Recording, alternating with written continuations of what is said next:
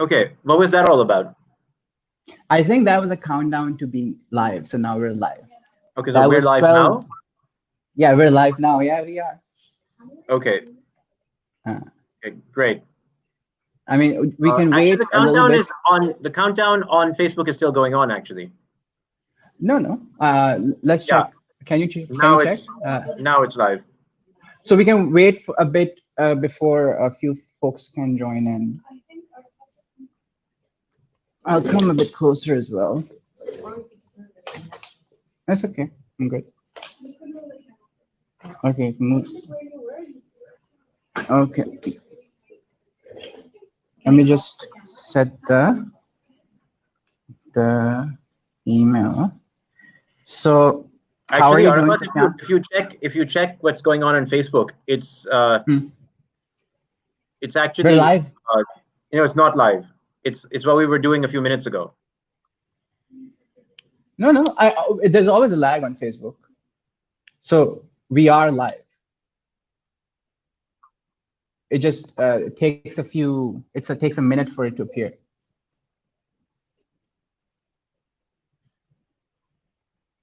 Okay, fine. So it's. Yeah. Okay, so we've got like how many people do we have? 23. So we've got 23 people. I think we could start. I think that's good to start. Sure. Why don't we start? Okay. We start. So welcome everyone. This is our first attempt here at Soch to do a podcast style interview live. And we thought that the best way to start would be by me interviewing Arafat, who is a co-founder of Soch and someone I've been working with and had the pleasure of knowing for the last 5 or 6 years. People are mostly familiar with Arafat from his fantastic work as a leading expert on Pakistan's blasphemy laws. But he's also very well known for the work that he's done with Shariat Pakistan, which is a constitutional literacy and civic awareness program, which is largely through animated short videos, but they do a number of other things as well. And he has a wide range of interests, which may appear to be quite random, but are in fact anchored by a certain kind of, first of all, overall objectives and a certain kind of intellectual coherence. So the kind of conversation that we're having today, Arafat and I have had many times over the years.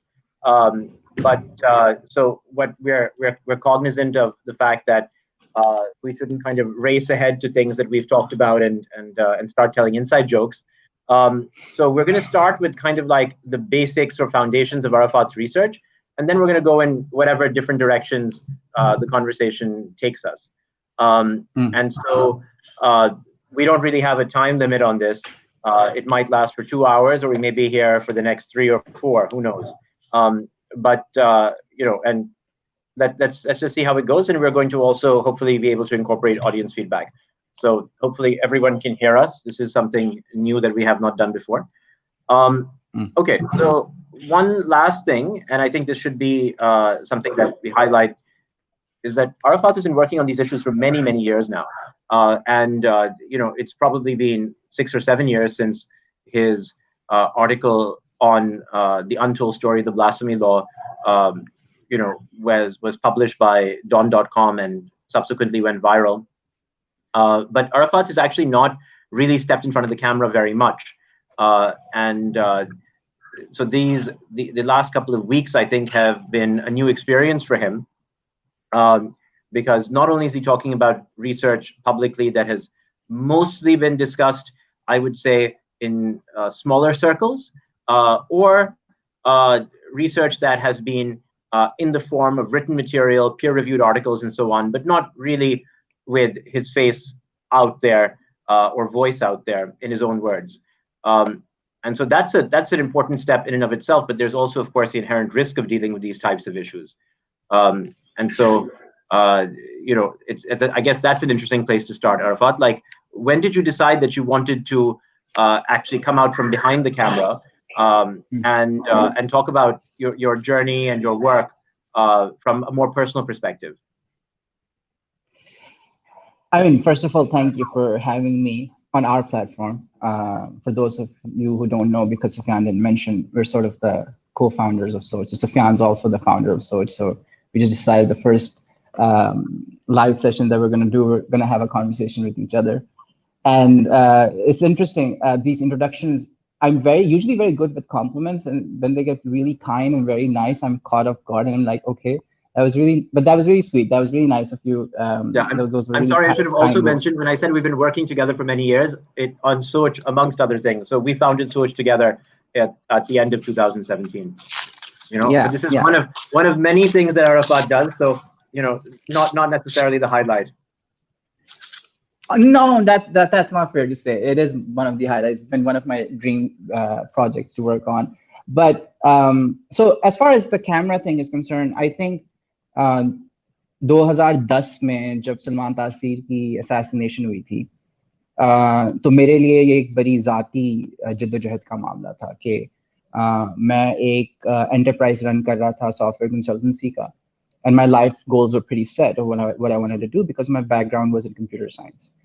And एक बहुत I think personal जज्बे के साथ एक मोहब्बत जो मैं experience करता हूँ अपने नबी के साथ, it pulled me towards I want to figure out how to resolve this anxiety and crisis at that time, because Mumtaz Qadri had just assassinated Taseer, and all of a sudden you had to pick a side. You're either someone who loves the Prophet, therefore you love Qadri, or you're someone who does not love Qadri, therefore you don't love the Prophet. And that binary led me into like a research slash activist journey. And पहले 2-3 साल ये एक बहुत ज़ाती journey ही रहा था. And at that time, I don't think मुझे इतना मसला था कि अगर कोई मुझे कहता कि जुलूस में आके बोल लो या फिर कैमरा के सामने आके बोल लो. But I was more focused on research. The biggest reason I didn't go in front of the camera first was मैं नहीं चाहता कि ये काम और इस काम का substance becomes about an individual. It is very crucial to understand that this kind of research and this kind of work, the expansive work that has happened, cannot happen without interdisciplines, the people. And there were like dozens of people who've been involved. And the idea was, and as you try to do, as a lot of us try to do, is to create an institution. So one of the things that happens is that if you go in front of a camera or give a few interviews, a small interview to an international magazine, it gets sensationalized and they romanticize you into some kind of like an activist or street activist, and the nuance of the subjects get lost. So the risk is not just to my life and my family, let's say, which I don't think itna zyada tha, but the ban jata hai jab jo traditional media hai, they reduce it. So my biggest risk of going in front of the camera was not having enough time to do justice to research, and also to not make this about a face, to make it about an institution and a way of approach. The reason I changed this over the past couple of weeks, 2-3 सालों से जो मेरी team है वो तो मुझे कहते आ रही है. You've been saying this for like ages, okay? Like do an interview, give voice notes, even interviews on different things.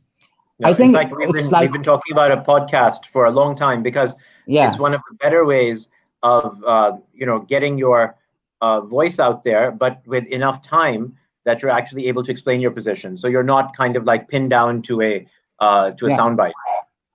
Yes, and the soundbite is the issue. The soundbite of saying, "Oh, Islam aman ka mazhab hai," but then what do you mean by that? That was the issue I was avoiding.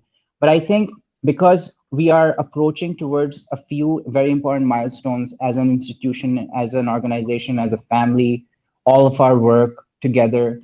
We're going to release a documentary. We're releasing a very important film. I feel it's the right time, and I feel it in my bones instinctively, as well as the escalation over the past couple of months of the way the law is being weaponized.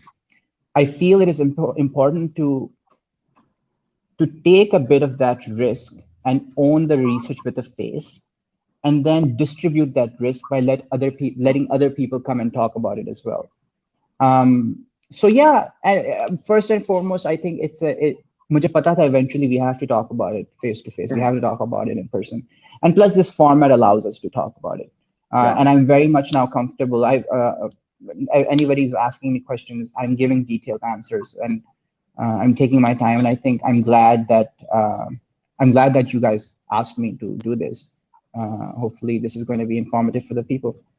Yeah, and hopefully we have enough time to at least go over a couple of the key themes in your research. So I think let's circle back to kind of these to your journey a little bit later. If you could just present the your core area of research, and my understanding of that, and when we met and first started talking about your work, is that your main focus was on the legislation that took place in the 1980s around the issues of blasphemy. So I guess if you could tell us about that core area of research and how, then I guess we can talk about how that connects to many other things that are happening in Pakistan today, and also historical events that go back to pre-partition. Right, fine, yeah. I think शुरू अगर मैं करूँ तो वजह क्या बनती है कि तहकीक करने की वजह महसूस क्या हुई, and what would be, so you want to do research on something when you feel like there might be something unique or new you might be able to add or contribute, whether it's good or bad. And I did feel like there was an alien language out there trying to explain why this law may have some issues. And मैं चाहता था कि हम मजहब को बतौर तारीख देखते हुए इस इशू को जरा देखें तो सही, like try and understand what has happened and try and dissect and deconstruct and unpack the narrative from an anthropological as well as a historical lens. और जब हम जिस खौफ में हम जकड़े हुए हैं और जकड़े हुए थे 2011 से, उस खौफ को अगर हमने समझना है कि मैं ये बात कर सकता हूँ, मैं नहीं कर सकता, तो उसके लिए हमें we have to look back. और जैसे ही वी लुक बैक, हमारी तारीख के अंदर मजहब मौजूद है, मजहबी रवायत मौजूद है.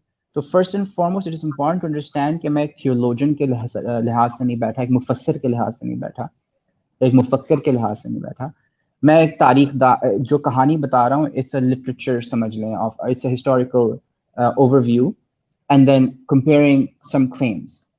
तो कहानी, if I go into it, 1980 से अगर शुरू करें, because I'll focus on 295C. There are 6 crucial blasphemy law sections, but 2 that I would focus on is 295C and a bit of 298A. कि 1980 में ज़ियाउल हक की गवर्नमेंट के अंदर जब अहले तशरीह कम्युनिटी ने they had a protest in Islamabad where they said कि आप हम पे ज़कात आयद नहीं कर सकते. Throughout history, हम पे ये लागू नहीं हुआ. And ज़ियाउल हक की रियासत was trying to do that to them. And what happened was that Ziaul हक had to give in to that demand. But in return, to appease some Sunni supremacist groups, Sunni activist groups, he signed an ordinance the very next day, which created 298A, which was specifically targeted towards the Shia community. Okay, anyone who insults the companions, the wives, the family of the Prophet. And that is now being used a lot over the past couple of months as well. We've seen that. So that's one thing that was very important, because you can almost see the lack of any democratic process or any, that's not legislation, that's vengeance, that's revenge politics. And that's a signature, that's just signing on a piece of paper and saying that's an ordinance. But the Blasphemy Law 295C is a mixture of things. 1982 में कहानी शुरू होती है. A very young Ansar Abbasi or advocate Ismail Qureshi. Ansar Abbasi is the journalist. He was 17 to 19 at that time. And advocate Ismail Qureshi was from Jamaat Islami. He was a Supreme Court lawyer. वो एक case दायर करने गए against a socialist organisation की तरफ से एक literature था कि इसने तौहीन किया नाउजुबिल्लाह नबी पाक सल्लल्लाहु अलैहि वसल्लम की.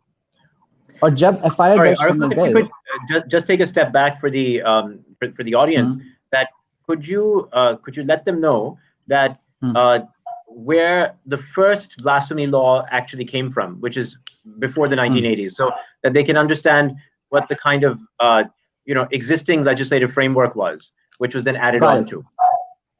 Got it. Right. So पहले तो with the introduction of the English Penal Code, we had 295 itself, which was just about offensive remarks on religion in general. That didn't do a lot of harm.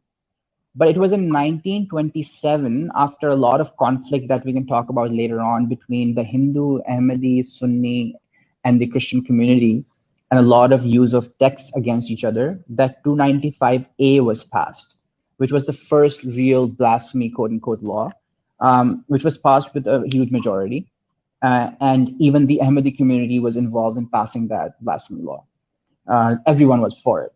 And that law pretty much covered everything. Like that covered, so if you insulted the Prophet, that law would come into place. It was passed because the Muslim community wanted a provision for the offense towards the Prophet to be punishable. So you had 295A. Then, so that's your British, and that had a very British language that didn't have any, that was a very modern way of looking at legislation. It didn't have any stamp of Islamic traditional jurisprudence. It was very codified. It defined crime in a way which was very Western law. It defined punishment in a way that was very Western, procedure in a way that was very Western. So everything about it was very modern. And nobody was claiming कि हमने Sharia नाफिज कर दिया. And even the word blasphemy, it's not really an Islamic jurisprudence term. बस 295 exist कर रहे 1927 में 1980 में फिर मैंने जो आपको बताया 298 ए पास हुआ, which was very much an attempt at quote unquote Islamization and cloaked under something of a classical or an Islamic idea, which was, but it wasn't. It was just another political sectarian attempt to create pressure over the Ahl Tashri group and to create a tool of persecution for political purposes against the Ahl Tashri group, which is the incident that I talked about. Then in 1982, 295B was passed. This one was for the Quran, that if anyone insults the Quran, then this would be the punishment. Then okay, in just to be clear, these two were passed as ordinances, right? They were not passed by the assembly. This is before Parliament was brought back under Zia. Yeah, before the private members had started. So all of these are ordinances from 1980, 82, and then most importantly, the Ordinance 20, which was 298B and 298B and 298C. Both of those Ordinance 20, which were passed again without any democratic process. So this is these are the blasphemy laws that you had so far. It has a colonial history very much, and all amendments, all new sections that come in, no matter how much they claim to be Islamic, which is a separate conversation, they're very much framed in a language that's very secular Western law. You won't find language like this, the way that the different whoever by directly or indirectly, the kind of terms that they use, because you have the same laws across all post colonial states जहाँ पे भी अंग्रेज आए थे उधर वो कानून मौजूद हैं, including non-Muslim countries. So clearly it's a very starts off as a very British idea, and then it becomes this strange mutation of acclaimed Islamic classical law and a very Western modern legal system, and didn't yield very good results, as we can see now. So 1984 we have 298B and C, which comes from somewhat as a direct result of the Second Amendment in 1974, when the Ahmadi community was declared non-Muslims, and when they started then dealing in the courts, okay, so can they call their mosques masjid, can they say assalamu alaikum, and then Ordinance 20 was passed as an ordinance without a democratic process. In parallel, however, there was this lobbying happening, and that started in 1982. For me, that timeline starts in 1982. Thane mein gaye hain, and they found a pamphlet in which they found something was offensive against the Prophet. And when they go to the police station, so they say that 295A, which was passed in 1927, which was usually being used already whenever someone insulted the Prophet, and that it already exists. But their contention all of a sudden was, why would they get a few years of jail time? Which was pretty much common all across the Muslim world. That's what it is, a few months of jail time, few years, a fine. But according to Ismail Qureshi, at that point, we can't have that. There has to be a death penalty. So in 1984, he files a petition in Sharia courts, which at that time were provincial. Sharia courts are these strange parallel court systems jahan pe the courts have to decide if a law is in accordance with Islam or not, and if it isn't, it gives a judgment and recommends amendment in the law. And some of these recommendations become law automatically if the parliament does not act. So he moved the court, and he started giving arguments that we need a law that has a death penalty for anyone who insults the Prophet. But it got a lot of hearings, but nothing really got done a lot. It was not until 1986 when we see a real escalation of things. Why 1986? I'm not sure, but we know who the political actors were. Now, the number one factor is Ziaul al-Haq did not want this law to be passed. On record. So just going back to one thing, when you said that the story starts in 1982, and you said that there was a group that went to the Thana and tried to register a case, which group was this at that time? So I would say the nexus would be all the Ahrar branches. Tehreek-e-Khatm Nabuwat ki various branches exist करती हैं, Jamaat-e-Islami and its student wing Jamiyat, and I'm assuming a lot of small micro Barelvi groups, but mainly I would say all the Ahrar branches, Khatm Nabuwat and Jamaat-e-Islami ka nexus. Jamaat-e-Islami plays a very crucial role in this, in how at the forefront they were. Khatm Nabuwat ko to samajh aati hai, Tehreek-e-Khatm Nabuwat ne hona hi tha. But this is this Deoband, Barelvi, Jamaat-e-Islami, who weren't getting along with each other on any other matter, have somehow always gotten along when it comes to either blasphemy as an issue or ganging up against the Ahmadi community. So that's the nexus that continues forward.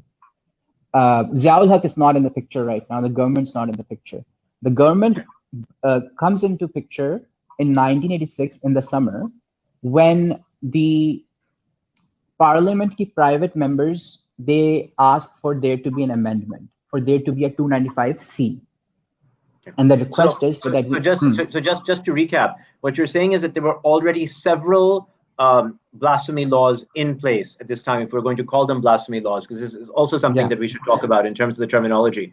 But there were at least 4 laws pertaining to blasphemy that were already on the books, right? That had a variety of punishments for a variety of different kinds of blasphemous actions. But in 1986, and this is the Junejo government, right, with private members, Zia is still the president, still the chief martial law administrator. There's a movement within the assembly itself, not connected to Zia, who say that the blasphemy laws that are currently on the books are insufficient to kind of protect the religion or so on, right? And that's where this story begins.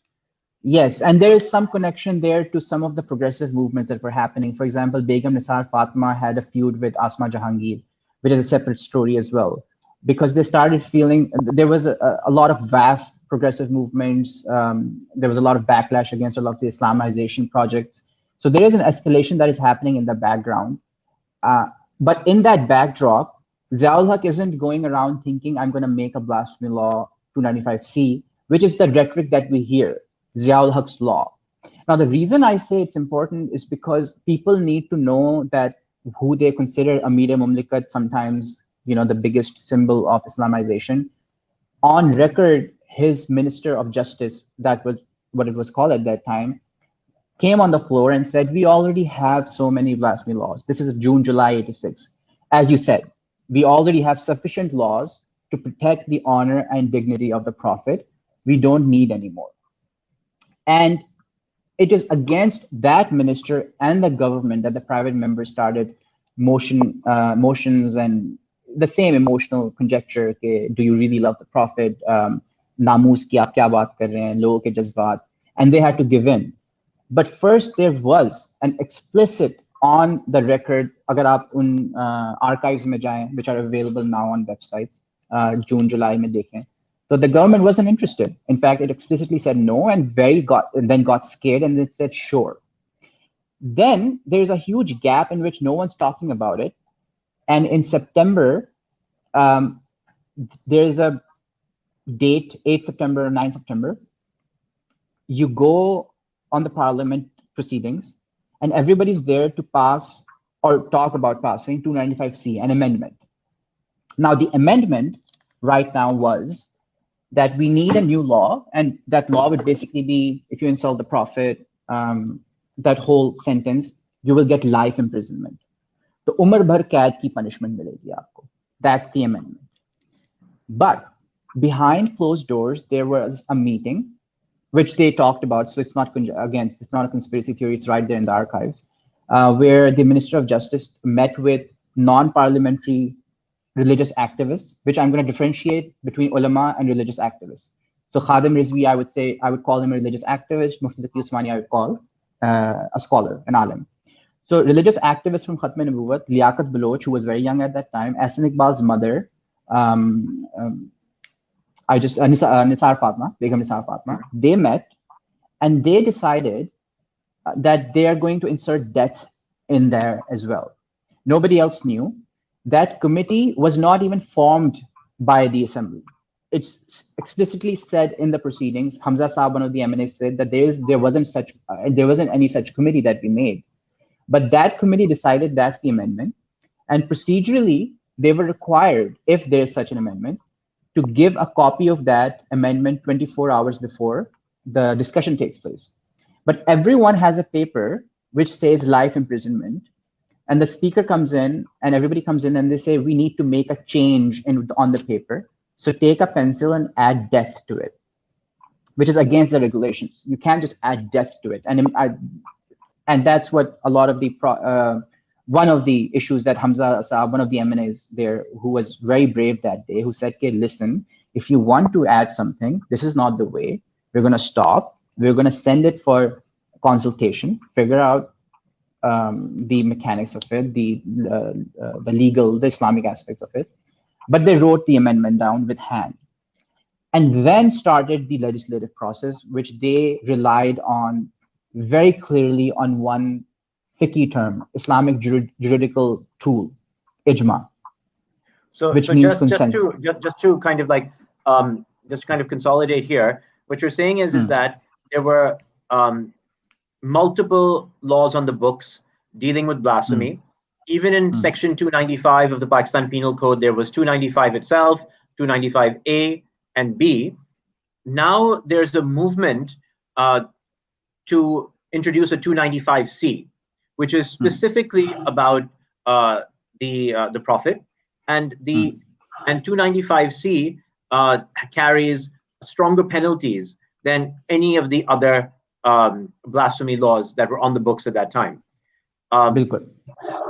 And despite the fact that that it seems as if Ziaul Haq gets blamed for the passage of 295C, it was neither his idea nor something that he particularly supported for whatever reason. And I guess one could conjecture about that. But at this point, where, as you said, there was a group of parliamentarians who had consulted with religious activists and decided that they were not only going to pass 295C with life imprisonment, Umar Qaid, but also going to add the death penalty to it. What do you think? So just at this point, what do you think they were motivated by, considering that there were already so many laws that protected, there was provisions against defacing the Quran. There was already provisions against incitement to, between religious groups, and so on and so forth. So why was this something that they were focusing on at that point? I mean, this is where the environment that Zia created is an issue anyway, right? So everything was hyper escalating, hyper Islamization was happening on all fronts. So there were many hudud laws. So every year they were introducing something that in their heads was the chance to create a Shariat state. But in this case, I would say it was pretty much a lot of offense and identity politics to create a potent weapon to silence people, because you had WAF, you had people, you had a lot of progressive left folks. You had people like Asma Jahangir, and you had them saying things, daring to come on the streets and saying something. Now, Tehreek-e-Khatm-e-Nubuwwat, if you look at their history, it's not full of asking for, we need a death penalty for insulting the Prophet. Their history has always been, we want to declare Ahmadis kafir. That's what their objectives have been. So it's not like, so overnight, it's a bit of a change. So it does appear as if they were already, and the fact that they were lying about it and the way they did it also then adds to that they needed an instrument through which they can silence people. How much of that is just? No, I was saying but as you mentioned that there were certain things about which, we can put it this way, they did not tell the truth. And that's one of the most fascinating parts of this story. And I think a lot of your original research has gone into uncovering the parliamentary debates and analyzing, the kind of evidence that was presented that day. So I guess we could start again from there.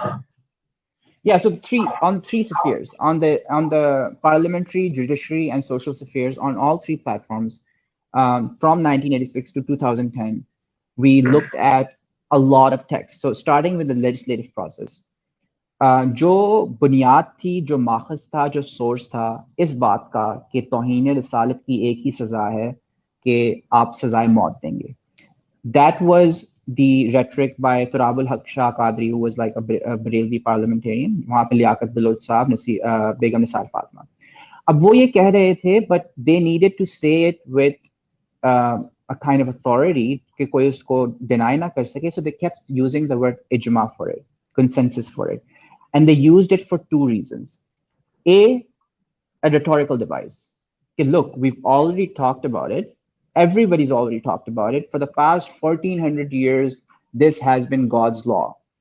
So who are you now, Hamza Saab, or anyone else, to deny us from introducing God's law into this? So that's a rhetorical device. And that's always used in all authoritarian states. Whenever you want to silence someone, you manufacture consent. So they've manufactured consent as a rhetorical device. But what they also used it as was a technical device, which is what we missed, I think. They used it as a technical device of a source of Islamic law, because ijma is also in Sunni canon, in Hanafi law, which is what the South Asian mostly jurisprudence is based on, has four sources of law: Quran, Sunnah, Qiyas, and ijma. And because on this issue you won't find any direct communication of punishment and offense from Quran and Sunnah, they relied on ijma. Although they do cite some Quranic verses and prophetic traditions, we deconstructed all of them historically. How have they been interpreted in various tafasirs and various tashrees of the ahadith in the Quran? And none of that had to do with blasphemy, historically speaking. Their focus was, so they 36 से 40 दफा उन्होंने बोला कि इजमा है इस पे, और फिर इसको साबित करने के लिए कि इस पे इजमा है, देयरफॉर ये कानून साजी होगी. इजमा ये है कि तौहीन रिसालत की सजा मौत है, इस पे हर किसी का इत्तेफाक है, इजमा है. They relied on 4 texts, and those 4 texts somehow keep popping up for the past 30-35 years. And when you look at those texts, you realize that what the text actually says is completely the opposite. First, for non-Muslims, if it says la yaqtal, that won't be killed, they're removing the law from it. It's literally erasure of history. It's revising history. It's revising Islamic jurisprudence. It's recreating what religion is, and then claiming it was always this way.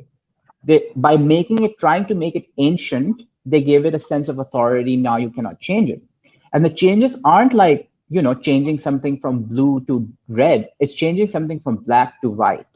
It's the very antithesis of what it was. So if the instructive idea was, and I'll give you an example, if the quotation was, Zoroastrians believe God has an opposite.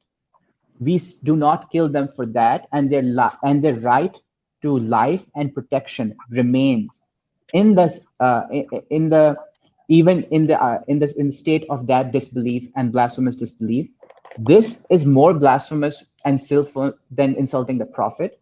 Therefore, if their beliefs and expression of insulting the Prophet are less than that, therefore their life and property will still be safeguarded. यानी analogy ये है कि अगर आपका कुफ्र उससे भी ज्यादा तौहीन आमेज है खुदा के बारे में, अकीदा आपका इससे भी ज्यादा, तो हम फिर भी उनको हक दे रहे हैं कि आपकी जमीन और आपकी जायदाद और आपका जो जिंदगी है उसका तकद्दुस रखा जाएगा, तो हम इस पे भी आपका तकद्दुस रखेंगे। सजा दे सकते हैं, बट वो सजा शरई सजा नहीं होगी, वो सियासी सजा होगी। Now as explicit as that, okay, you will still retain the right to life and property. Usko change karke, and you will not kill them. La yaqtal. Now that is Abu Hanifa, that's Abu Yusuf, that's Imam Tahawi. The most clearest version is Mukhtasar al-Tahawi mein Imam Tahawi saying, give them a verbal warning. कि उनको ज़बानी बोल दो कब ऐसा ना करें. That's as lenient as they went. You just tell them not to do this. And if they do it again, then you can punish them, but do not kill them. That's the text. So Arafat, this is always something I've been curious about. This has been a part of your core research. But when did you realize that the text had been misrepresented in Parliament? At what point? And what made you actually think to open the text and read them? Because it seems as if from what you've from what you're saying right now, that the texts were perhaps waved around in Parliament, but nobody ever opened them and went to the pages that were being cited. Was it really as as stark as that? It was as stark as that, which is why, if people go to engagepakistan.com and they go to the report and they look at the translation and they compare what is being said, they will see how opposite they were. And the reason was very simple. देखें, उस time पे मैंने एक report पढ़ी थी जिन्ना institution की, which is a human rights organization think tank. Which year is this, by the way? Is this 2012, 2013? No. This is 2010 or 2011. This is either before or after Qasi's assassination. Shahid Rahman was one of the people involved, and they presented research to the parliament, and they took their time, and apparently they were a very good think tank. And I looked at the research, and even as someone who was only a computer science graduate, I could see how terrible their research was. It was terrible research. Later on, I also found out it was factually incorrect research. Now, there was a gap. So I could clearly tell that no one's really trying to engage with the narrative that is the bedrock of this discourse. What we are saying is we're going to Liberty Chalk, which is fine. And we're saying there is no such thing in Islam. Islam is a religion of peace. We're saying this is against human rights. And all of that is okay. But then what does that mean for people? And I think the first question, it was a personal, मुझे तसल्ली नहीं थी इस जवाब से. अगर कोई मुझे बता दे कि इस्लाम अमन का मजहब है, तो इस्लाम में तो इसकी सजा नहीं है, लिहाजा ये कानून गलत है. इससे तसल्ली नहीं मिली. Because इस्लाम की एक तारीख है, और अगर तारीखी तौर पे हमेशा ऐसा ही रहा है, तो it's gonna keep me in a state of anxiety कि ऐसा क्यों रहा है. जिस तरह स्लेवरी होती है, स्लेवरी एबॉलिश हो गई, अगर अभी स्लेवरी अभी तक एग्जिस्ट कर रही होती, it would give you a sense of anxiety कि ऐसा क्यों है. And that made me want to look at, अच्छा, what are they relying their premises on? And when so you're they saying give a that premise, it was a Jinnah Institute study that actually motivated you to go back to the original texts. Yes, partly that. So first that, and then me going to with Zain Maulvi, going to a lot of seminaries and hearing actual muftis say कि हाँ ठीक है, कानून में थोड़ी सी गड़बड़, there are a few mistakes in there. You don't kill them on the first go. And them saying it and then starting to understand, listen, there might be something more. Then reading a few articles by some muftis from early 2000, late 1990s, which were very clearly stating, hey, insulting the Prophet is not a capital punishment for non-Muslims, and it is an apostasy punishment for Muslims. That made me feel like, a second, how can both of these things be true? Because there are contemporary scholars like Mufti Muhammad Zahid, Ammar Khan Nasir, Mushtaq Ahmad, Mufti Taqi Usmani, who have been on record saying that the punishment is not death, ya fir is not necessarily death, sometimes saying it is absolutely not death.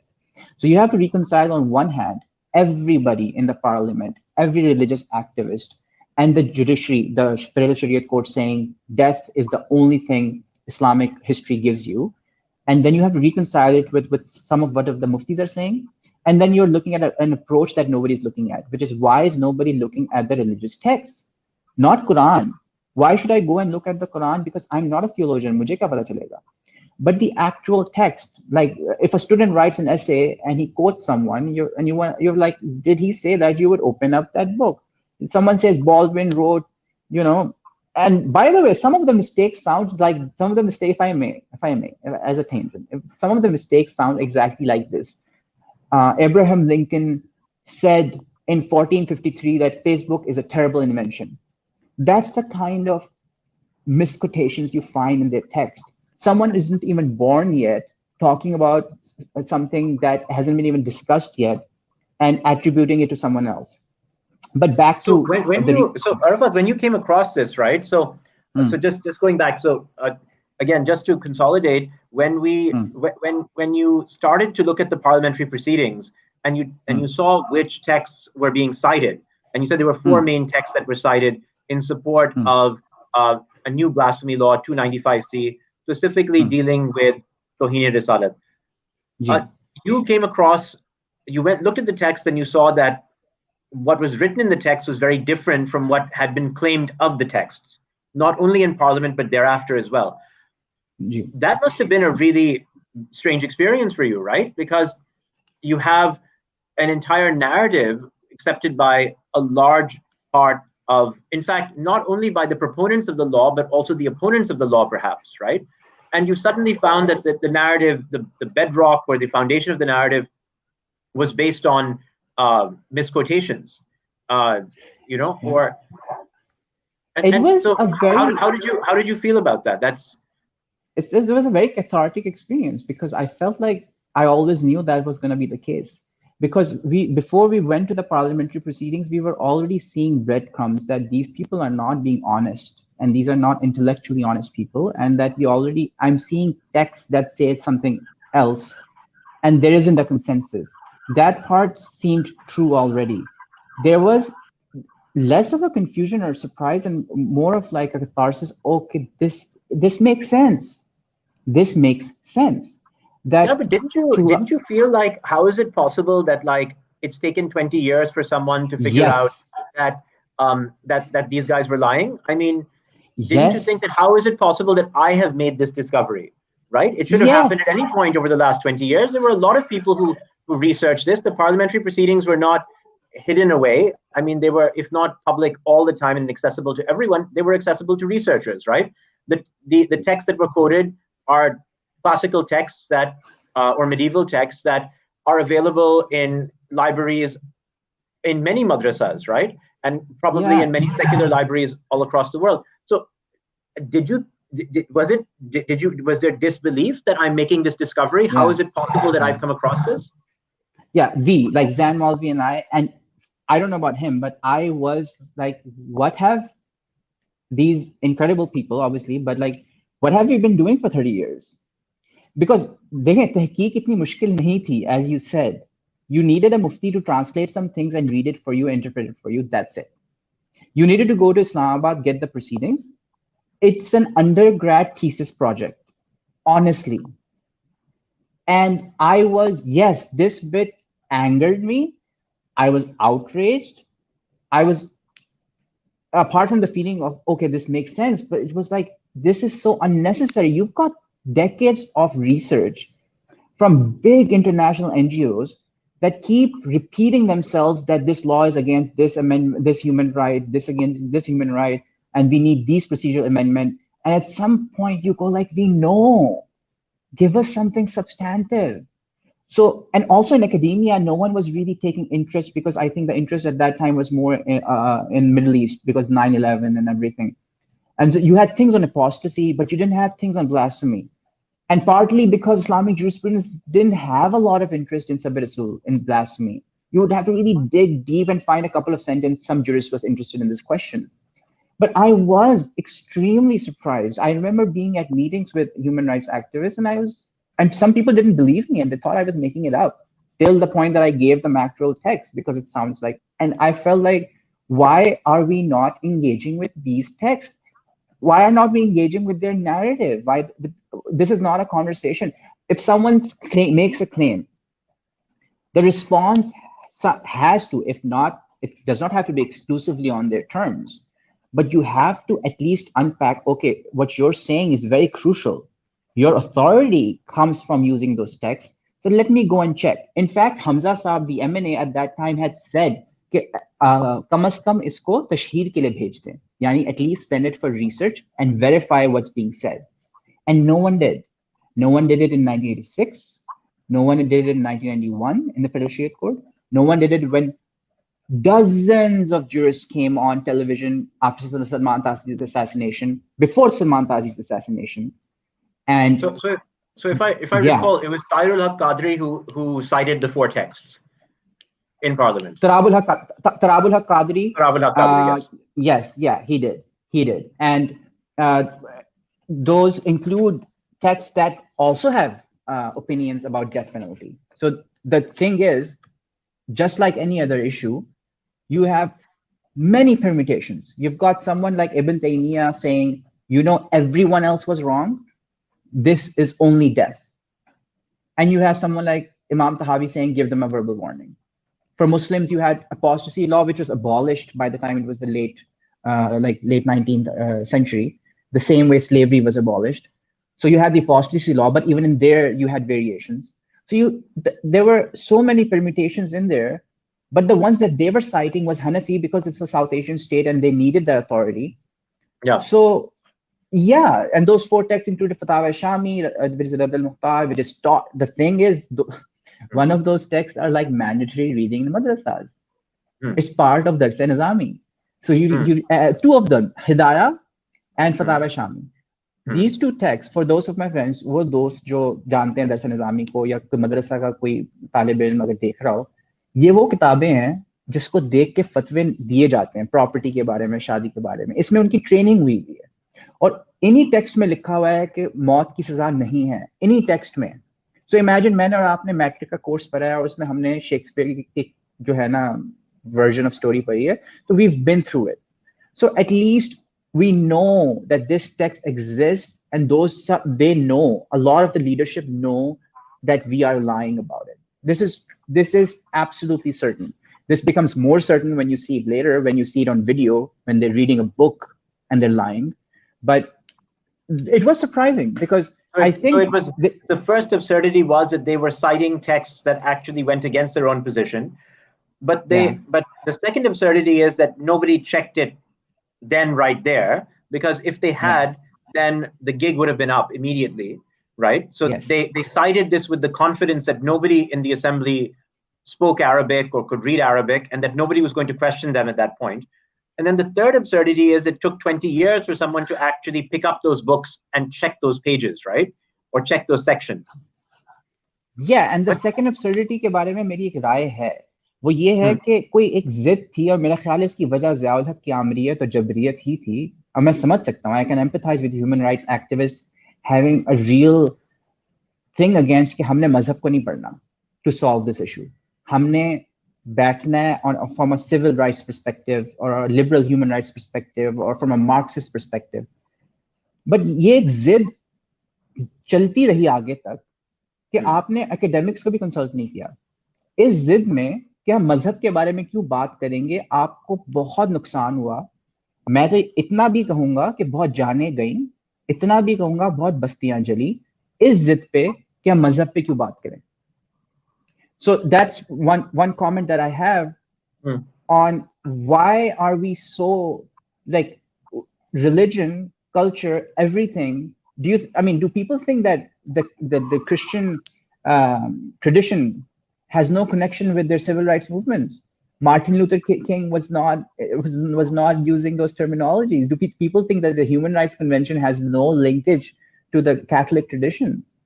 It's so strange that so many of our activists, abhi tak, and I understand the concern, oh, are you trying to say that let's make a Hanafi state? नहीं, I'm saying कि अगर उनका एक बयानिया है, उस बयानिया का एक claim है जिसकी बड़ी अथॉरिटी है, तो उस किताब को चेक कीजिए कि जो वो बोल रहे हैं वो सच है कि नहीं. Such a basic ask, such a basic request. And I think partly the reason they checked it was not just that it was said with a lot of confidence, was because जो backlash आया था was knee-jerk, reactionary, angry. I get it, I understand, I respect it, but no one was saying take a step back and let's actually read what they said and see where they are deriving their authority from. And I think now is the time we learn from that and have a more nuanced idea of what does it mean to have a progressive resistance, and what role does tradition, religious tradition, ethnography, anthropology of religious exercise, the way it's practiced, has in understanding the problem, engaging with the problem, and creating interventions that work with the masses at large. But that was just my comment on the second absurdity. So the thing is, so how did the day end then? So after the four texts recited, what happened in Parliament that day? This is which day in 1986? This is, I believe, 9 September 1986.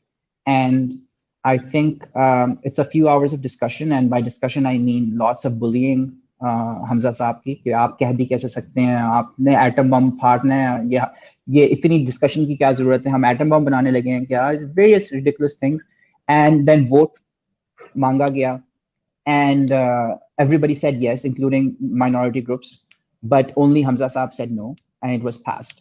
And the passed text then was कि आपको उम्र कैद भी मिल सकती है और आपको मौत की सजा भी मिल सकती है. एक मसला टेक्स्ट में ये है कि every blasphemy law has malicious intent written in text, but this one in the letter of the law नहीं लिखा हुआ था कि whoever with malicious intent defiles. It just says whoever defiles.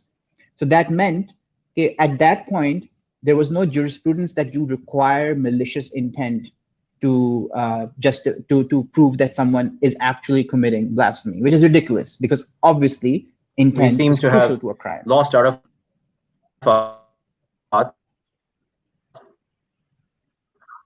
can you hear me now? I think he should be back now. Yes, sorry. I think I can hear you. I can't see you yet. I can see you now. Okay. Okay. On the I think on Facebook Live, you're the one who's frozen, Sufyan, not me. But yeah, but okay. Folks heard. So folks heard what I said. But basically, what I was saying was that I lost my train of thought. Fatima, what was I saying? You lost your train of thought. Let me switch to another space. Here's what I was saying. I was saying that our the letter of the law did not have intent. It did not have mens rea in it, and that lack of intent created a lot of problems. So there was no jurisprudence for mens rea in the letter, and the courts till now face that crisis, that the letter of the law does not have malicious intent. I'm just waiting if Sufyan's back. Yeah. No, so it did back. not have Can malicious you see intent. Me? Yeah. Okay. Yeah, I can see you. So that was one thing. But what it did have was it was not mandatory death penalty. It was optional death penalty, and then it did not necessarily. The letter of the law did not say malicious intent. But it was passed on false premises. It was passed on false premises with intent. It's pretty clear because I have talked to Advocate Ismail Qureshi and I have talked to Liaquat Baloch. And they know, even Maulana Maududi, the head of Jamaat Islami, had said that a non-Muslim will not be killed for insulting the Prophet. Maulana Maududi in Kitab al-Jihad in 1927 writes, a non-Muslim will not be killed for insulting the Prophet. And their followers are saying, every scholar in history has written that a non-Muslim will be killed for insulting the Prophet. So not only was it misrepresented, not only was it lied to, it was very much a manufactured consent and with a lot of ill intent.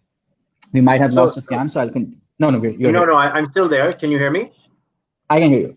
We're good. Yeah. So basically what you're saying is that because of the charged atmosphere outside of Parliament and maybe the kind of rhetoric in Parliament, nobody bothered to check the claims being made about these texts. So the authority of the texts was relied upon, but it seems as if nobody actually checked the texts at all. And those who were misquoting the texts were probably pretty confident that they could get away with this at the time. Yes. And वक्त के साथ साथ वो बहादुरी बढ़ती ही गई क्योंकि it only became more absurd. The misquotations and the factual inaccuracies only became more absurd. So this only gave them more confidence that they could get away with it.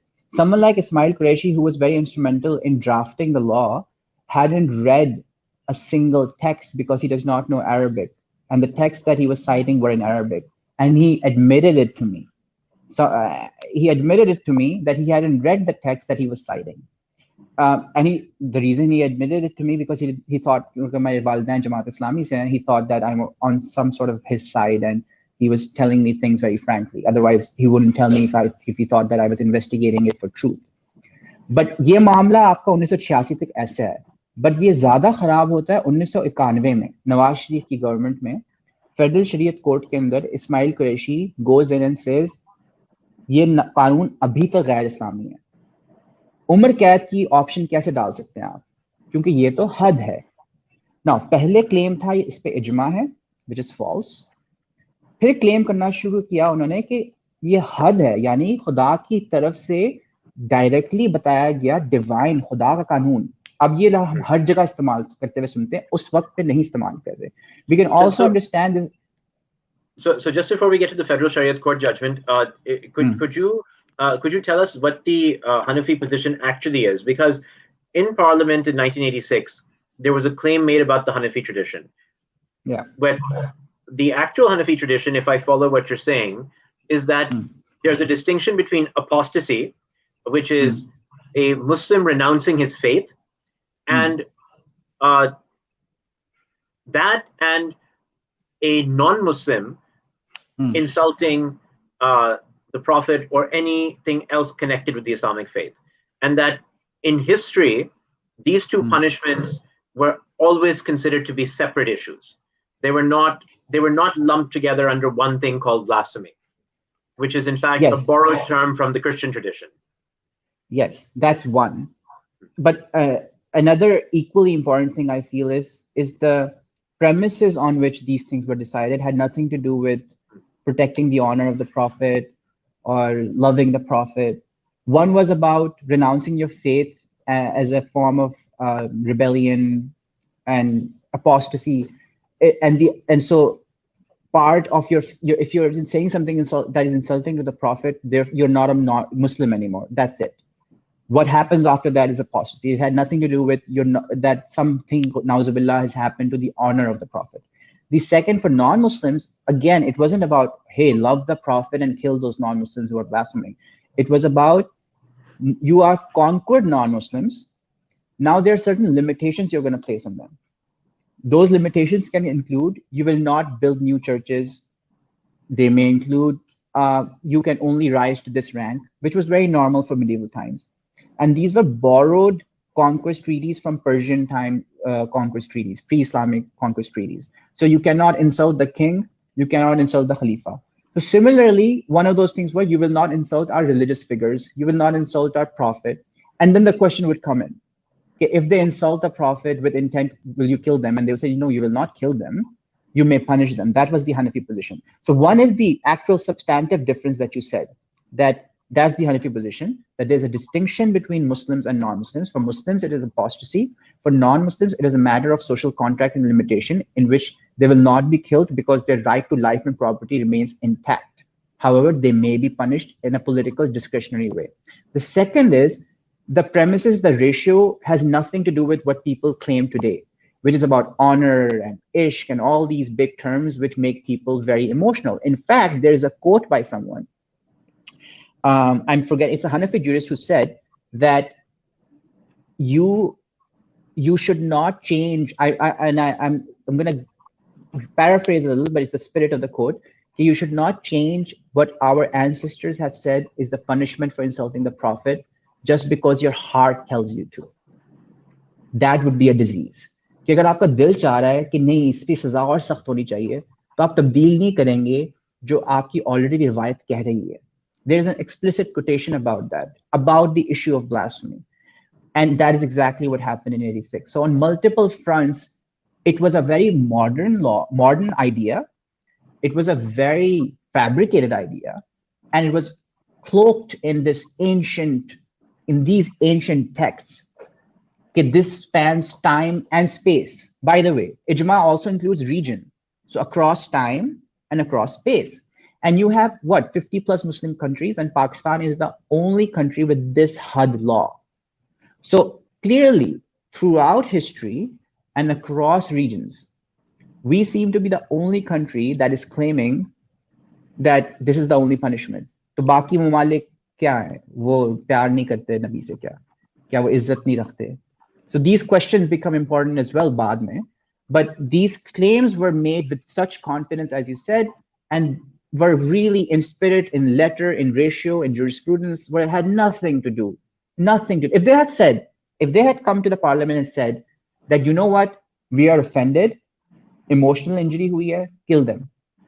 And everyone passed the law. At least they would be honest about it. They would be barbarians, but they would be honest about it. They would say, okay, you know what, we're going to kill them because we are emotionally injured. Ye nahi chalega. But so that wouldn't have worked. I think what's really interesting over here is that the Hanafi tradition was heavily relied upon because that was the tradition that had the most authority in a South Asian context. However, it was actually the Hanafi tradition that may have been, the least useful for the proponents of a blasphemy law with a death penalty to rely upon. And I think the person you were quoting earlier is actually Ibn Abidin. Looking at your own research, I think that was, which I quickly Googled, I think that was the case. So this particular quote is not by Ibn Abidin. Ibn Abidin cites another one. It's a very difficult name, Qutl Bukhsh. So it's Ibn Abidin cites it someone else who talks about the ethics of giving a fatwa on blasphemy. But we can always post it on story if someone is interested. It's available in the text in the report. So now one more thing I think that was you were earlier saying was missing was basically the question of intent, right? And whereas in this law, intent is not relevant, right? Doesn't matter whether you intended to insult the Prophet. It doesn't matter what your niyat was. It's just if the act can be established in some way, whether the act was direct or indirect, you should be punished. And so that was also a distortion of the tradition as well, was it not? Yeah, and distortion of Western law. I mean, distortion of everything, distortion of common sense, really. And but there's a thing that's the thing which also Jinnah institution got wrong. In 1991, Federal Shariat Court में ये तय पा गया था कि नियत को proof करना जरूरी है. So precedent मौजूद है और अब इस्तेमाल किया जाता है. But popular imagination में and the way it plays out on the streets, that legacy of intent does not matter remains. However, it's very easy for the parliament right now to include mens rea. So if someone like Shiri Mazari is watching, or if some MNA is watching, all they have to do is say, Federal Shariat Court has given us instructions that mens rea is necessary and essential. And Shariat Court ki ye cheez humne abhi tak nahi dali. Therefore, let's insert it in the letter of the law that anyone who with malicious intent, that would be, no one can say in the face of ke ye aap kya kar rahe hain, because the Shariat Court ne in this economy mein bol diya hua hai. And it is part now of the operating precedent. It just is not existent in the letter of the law. So let's go then back to 1991 in the Federal Shariat Court. And this is another really interesting and eye-opening part of your research. Yes, so Federal Shariat Court, our dear friend, Advocate Ismail Qureshi Saab, he drafts a petition, and it took me a long time. It took Zain Maulvi and I a long time to get our hands on that petition. That petition is terrible. That petition is full of such terrible, Sufyan, I cannot tell you how terrible that petition is. He keeps saying these things, he keeps making these things up, And then he cites these things. Like, I wish, like, if I feel like I'm some professor who's talking to a student who wrote a really bad paper, I'm saying, what are you saying? These citations have nothing to do with what you're claiming. So his claim was, again, Abu Hanifa said, kill anyone who insults the Prophet. Every person in the world, every jurist has said, kill anyone as had. And therefore, we move the courts to remove life imprisonment and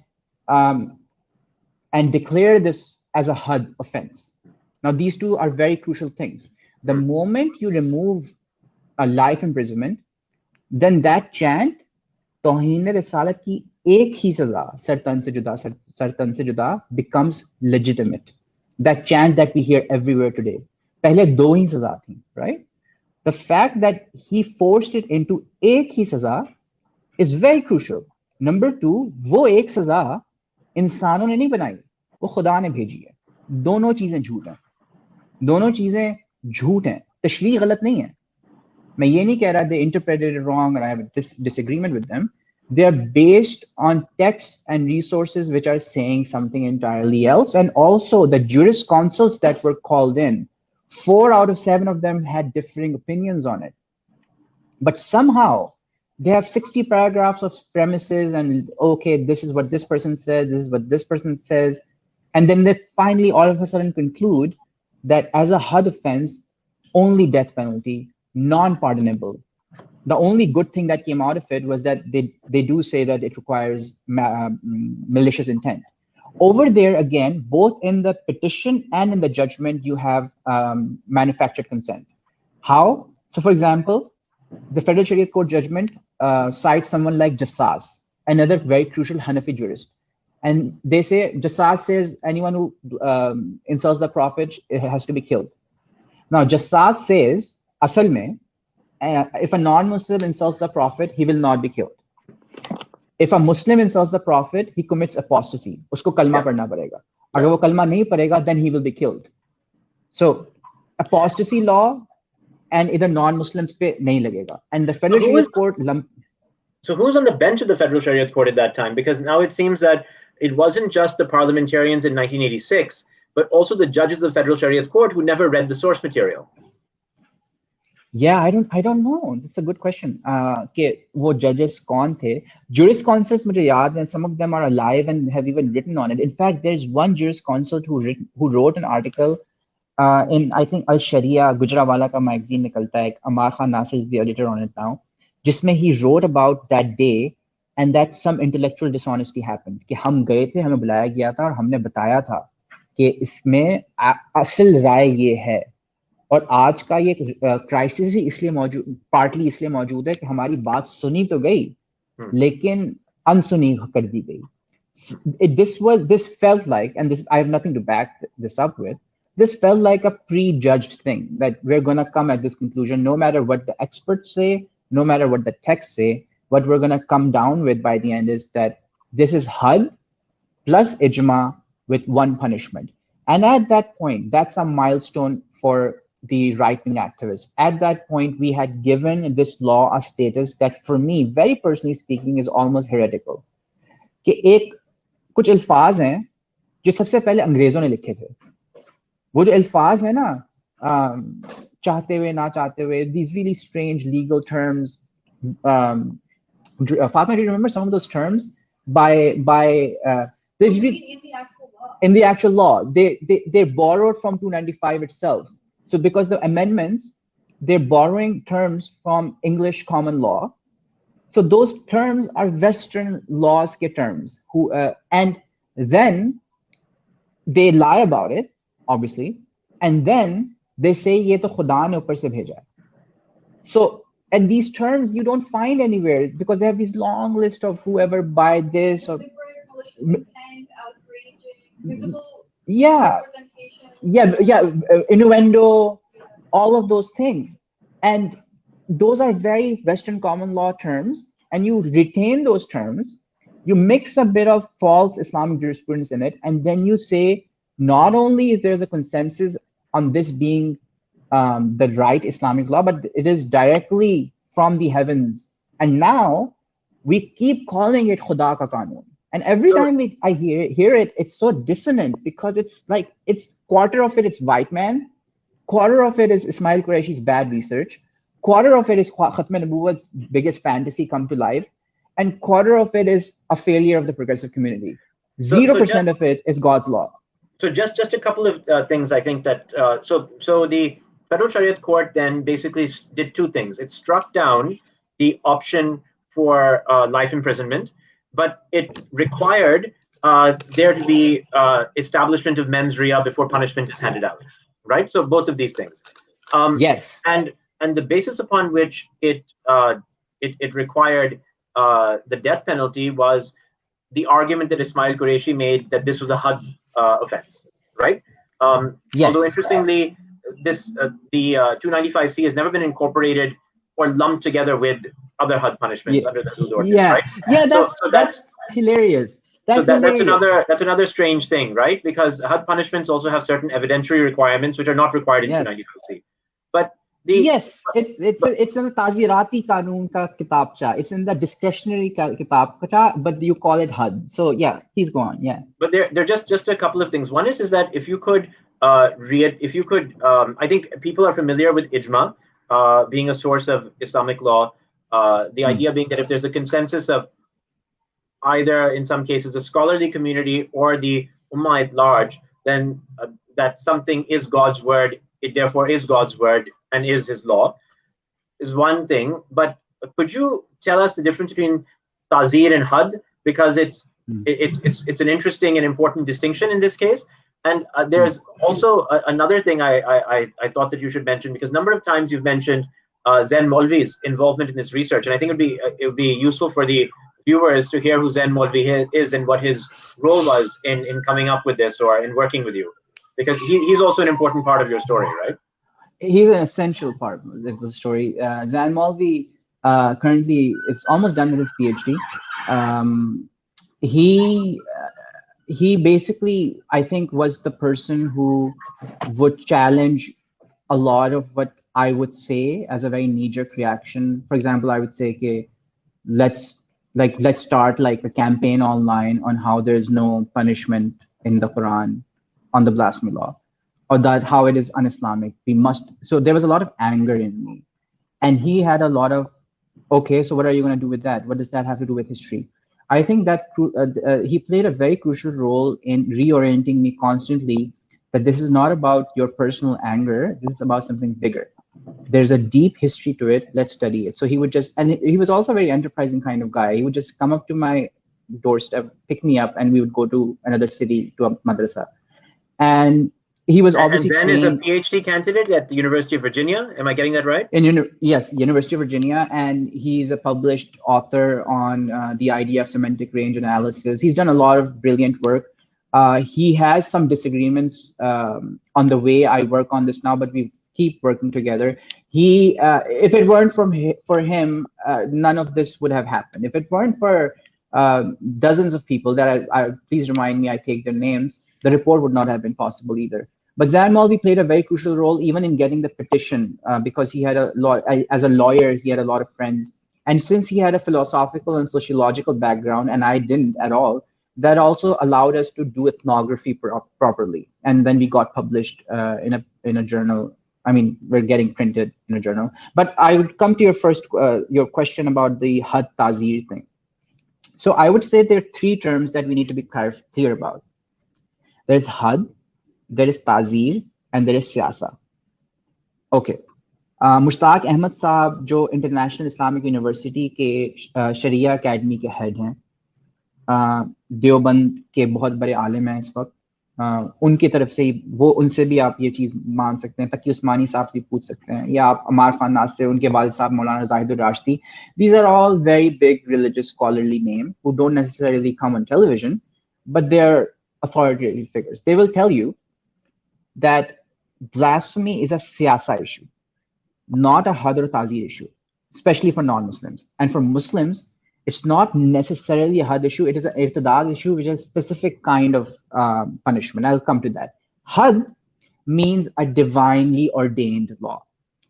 Okay, there is no doubt on the definition of the crime and the punishment. God's made it very clear what's going to happen. However, historically, the way hudud have been used has been very symbolic. So jurists would try, judges would try to create extremely difficult, and there were already extremely difficult evidentiary requirements.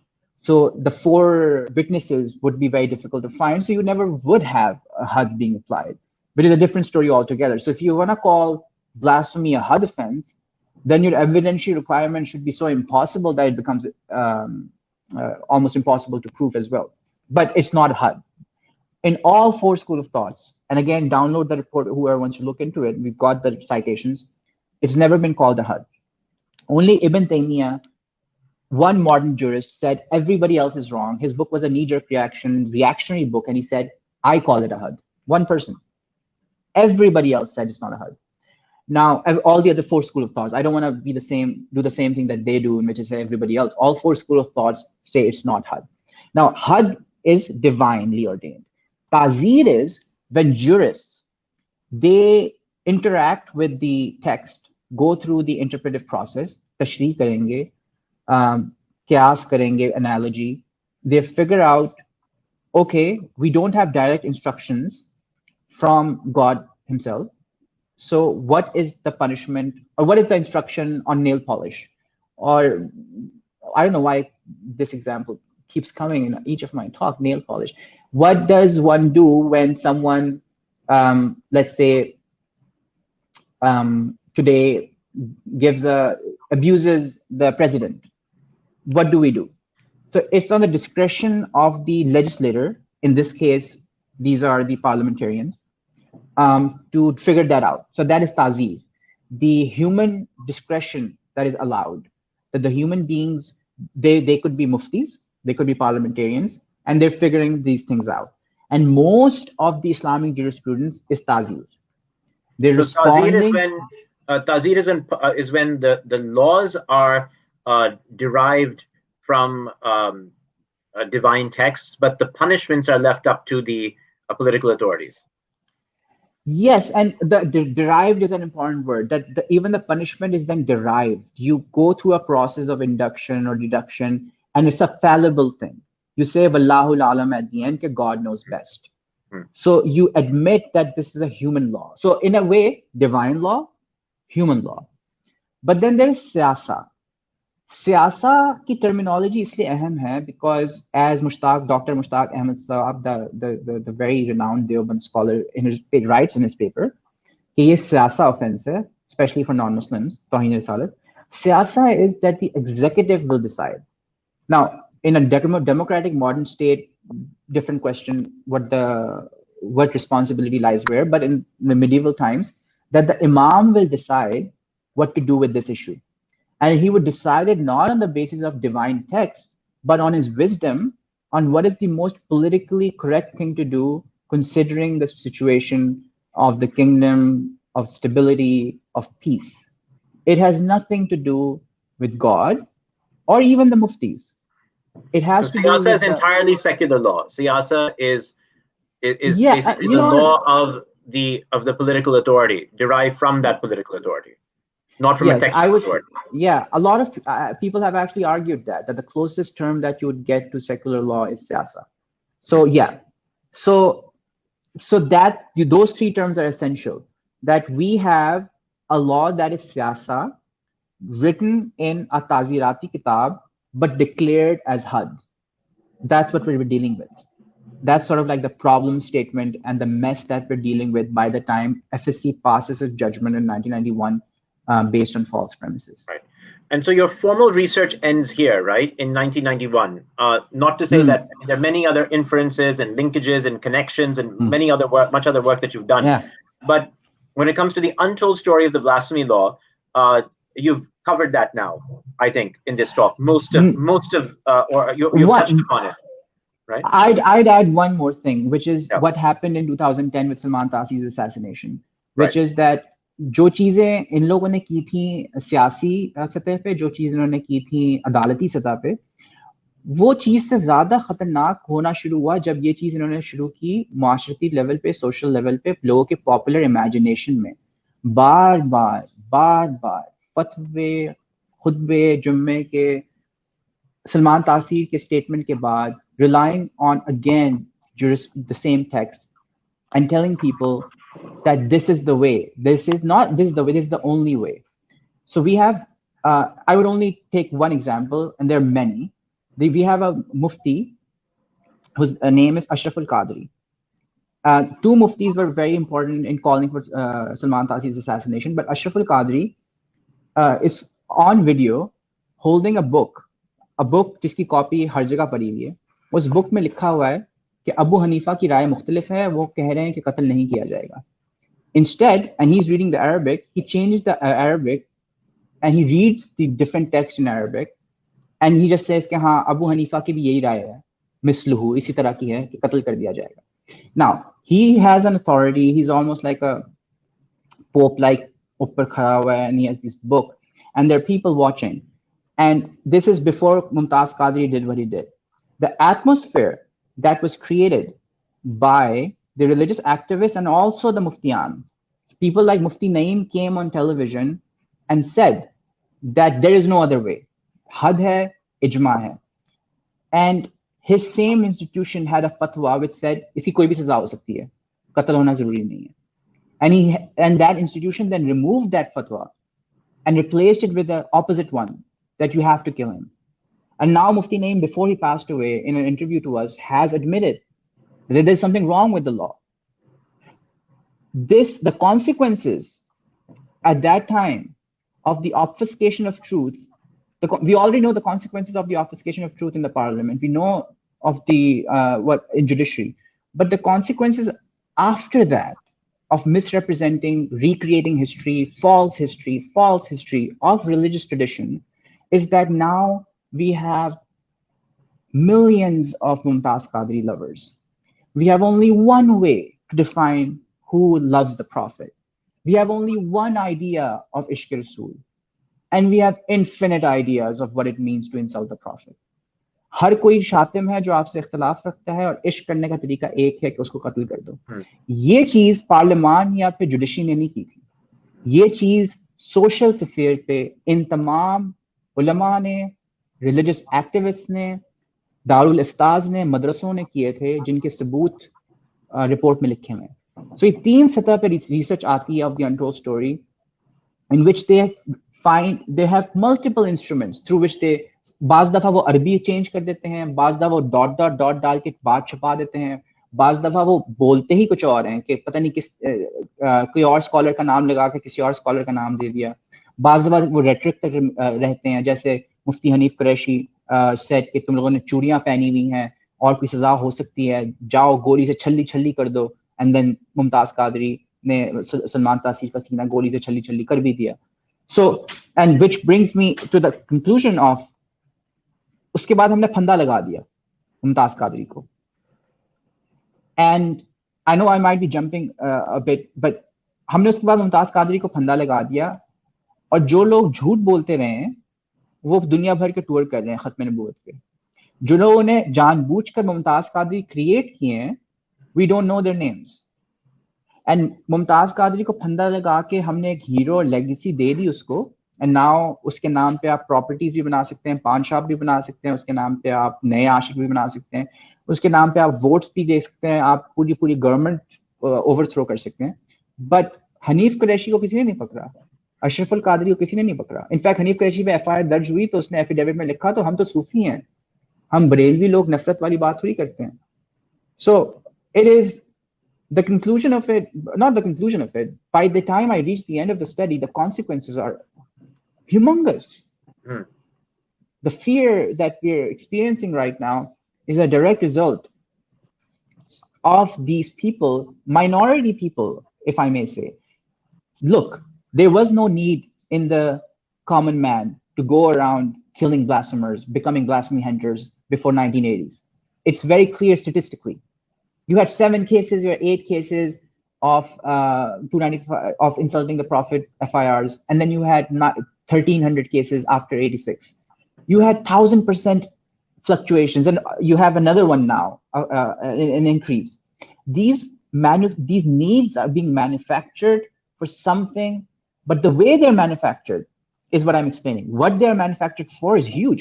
Power, politics, economic, social. But the untold story right now, just जो बुनियादी तहकीक वो यही थी कि तीनों सतह पर हर तरीके से हमसे झूठ बोला गया है, गलत बात की गई है, और अब वक्त आ गया है कि उलमा कराम, क्योंकि बहुत सारे उलमा कराम ने सच बोला है, बहुत सारे उलमा कराम काफी डेकेड से बोलते आ रहे हैं कि इस कानून में खामी है। मुश्ताक अहमद साहब बोल रहे हैं, मुफ्ती तकी उस्मान साहब बोल रहे हैं, अमार खान नासिर साहब बोल रहे हैं, मुफ्ती जाहिद राशदी साहब बोल रहे हैं, मुफ्ती मोहम्मद साहिद साहब बोल रहे हैं, जामिया इमदादिया फैसलाबाद बोल रहा है, जामिया नुसरतुल उलूम गुजरावाला बोल रहा है।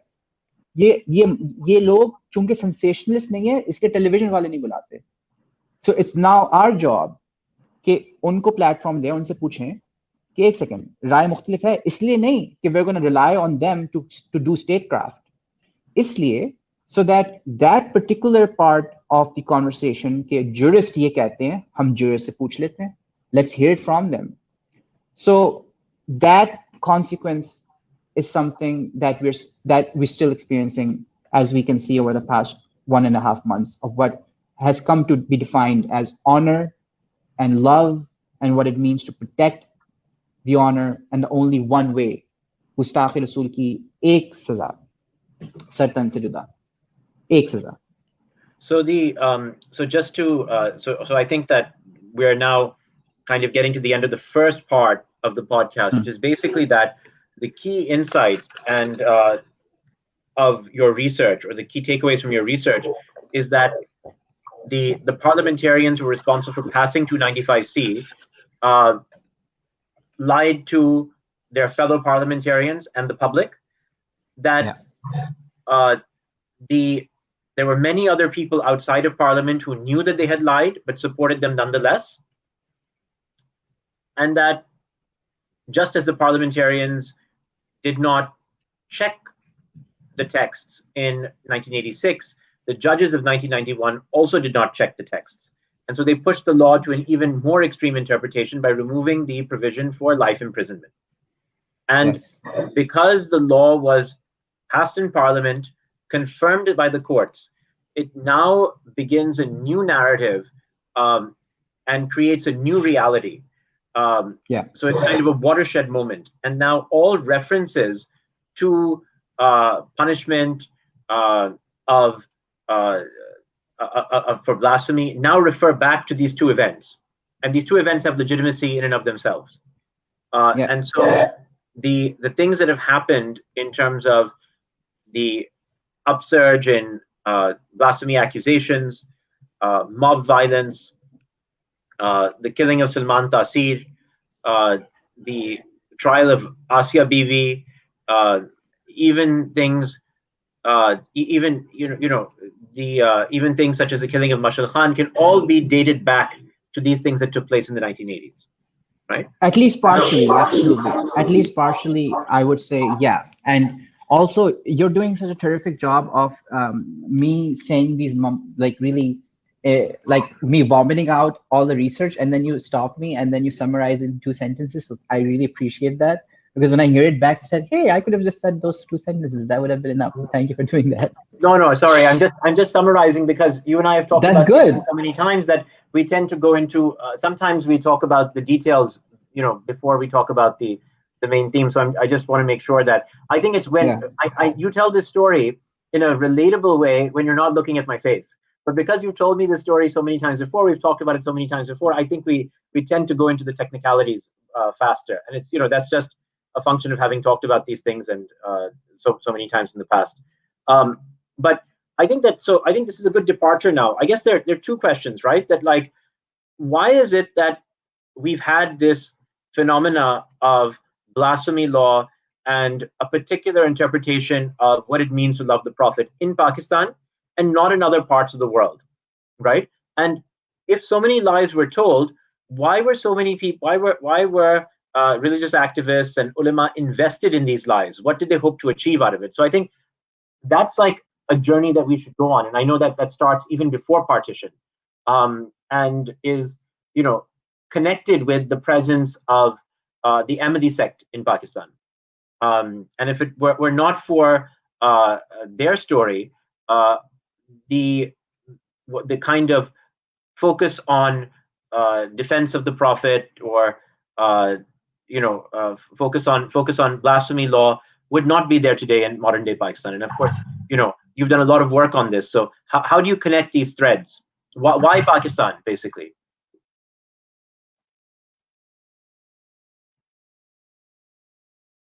Okay, Arafat's phone has died, so I'm just going to wait for him to reconnect, either by a phone or a laptop.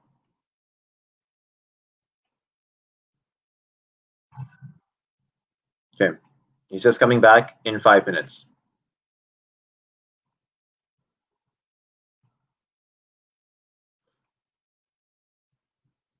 So if anyone is watching this show, this is a good time to get popcorn, or use the bathroom, or get a glass of water or whatever. So I will also stop my camera, and as soon as Arafat is back, I will be back as well.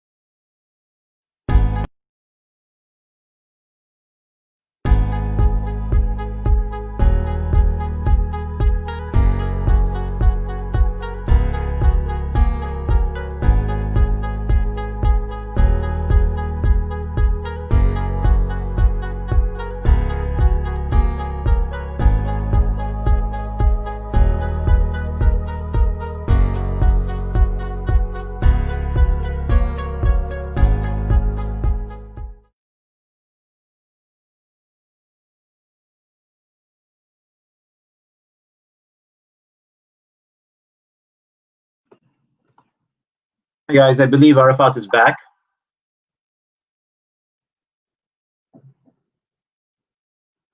Hoping that he's back. Yeah, I am back. Yeah, okay, fantastic. No worries. Technical difficulties. I'm just setting it to my headphones. Yeah, hoping that he's back. Yeah, I am back.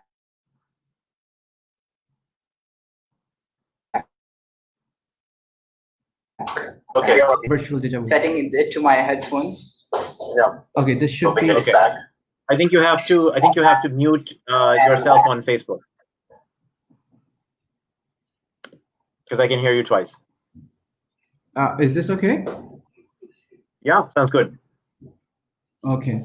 Okay, yeah. So basically, let's just go over kind of like what makes Pakistan so unique, and like why is it that these blasphemy laws were, created or passed in Pakistan, and why is there a movement around the protection of the Prophet or finality of the prophethood? You don't see these movements in other Islamic countries. Why is this unique to Pakistan? I mean, not only do you not see these in other Islamic countries, you don't see it a lot of these kind of organized movements in history as well. It's not like you haven't had radically theologically different groups in the Sunni tradition, outside of the Sunni tradition, but this kind of movement, very modern, very organized, very political, and now part of the political process, is very new.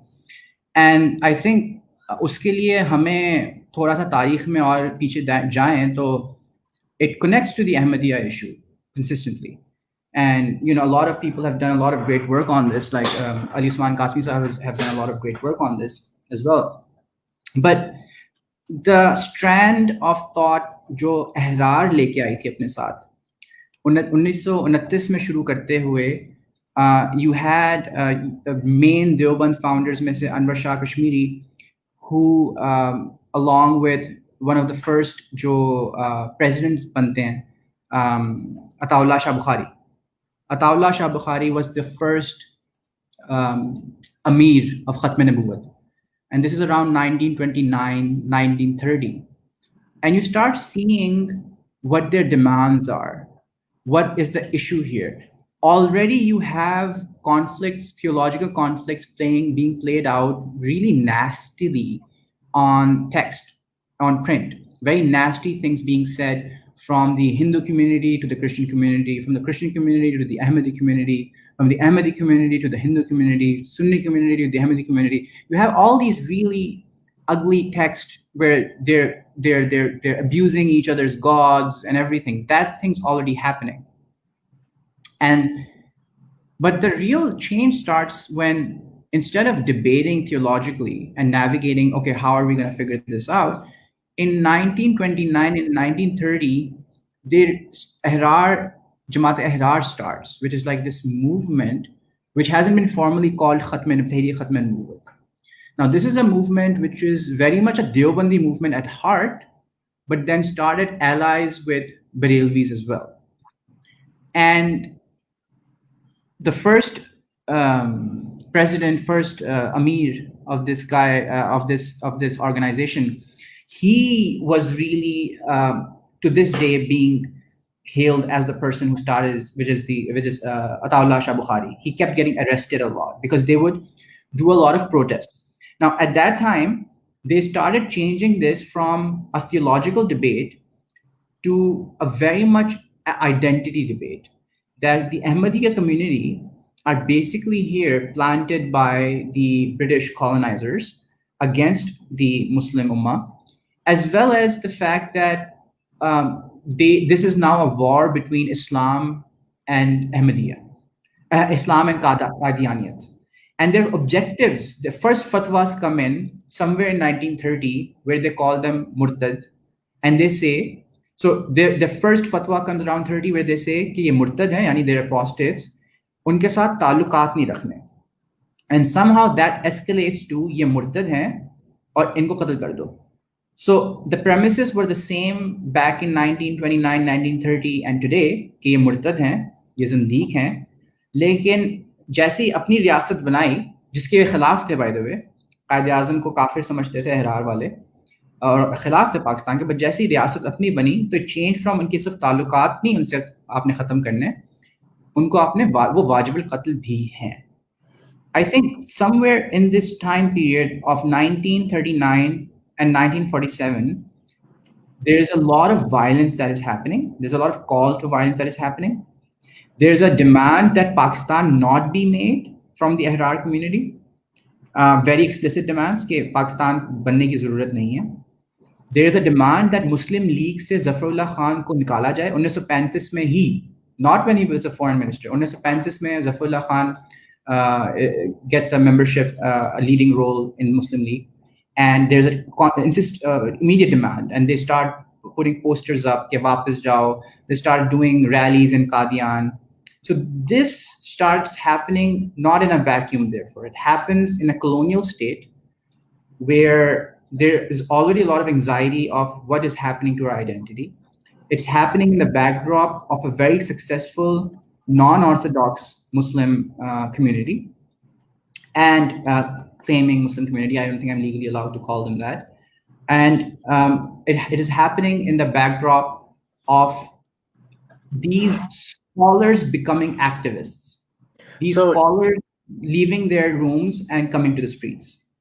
So Arafat, two questions. Like, one is that what is the, in a very general sense, what was the what are the roots of the Ahmadi community in colonial South Asia, and what are the Ahrar? Because interestingly, I don't think that most people are familiar with the name the Ahrar, even though they were a very significant force in colonial politics, particularly in Punjab and in the United Provinces, right? And they were also they also have, in some way, despite being on the losing side of the debate about partition, helped to define the help to define the identity of Pakistan without ever coming to power, you know? Yeah. So if you could just tell us a little bit about this story, you know, and how the story is set. I mean, about the first question, I almost feel uncomfortable because to really talk, I mean, we have a theological movement that comes up, and there are many competing claims of what exactly the claim was. But I think what I think everybody knows is that there is a person who claims a particular position theologically, and it's an alternate position. It's a position that seems like a threat to the mainstream Sunni community. And then he is followed by their first Khalifa, second Khalifa, third Khalifa. And they are very aggressively also, wo tabligh bhi kar rahe hain, because it's a British Raj hai. And they are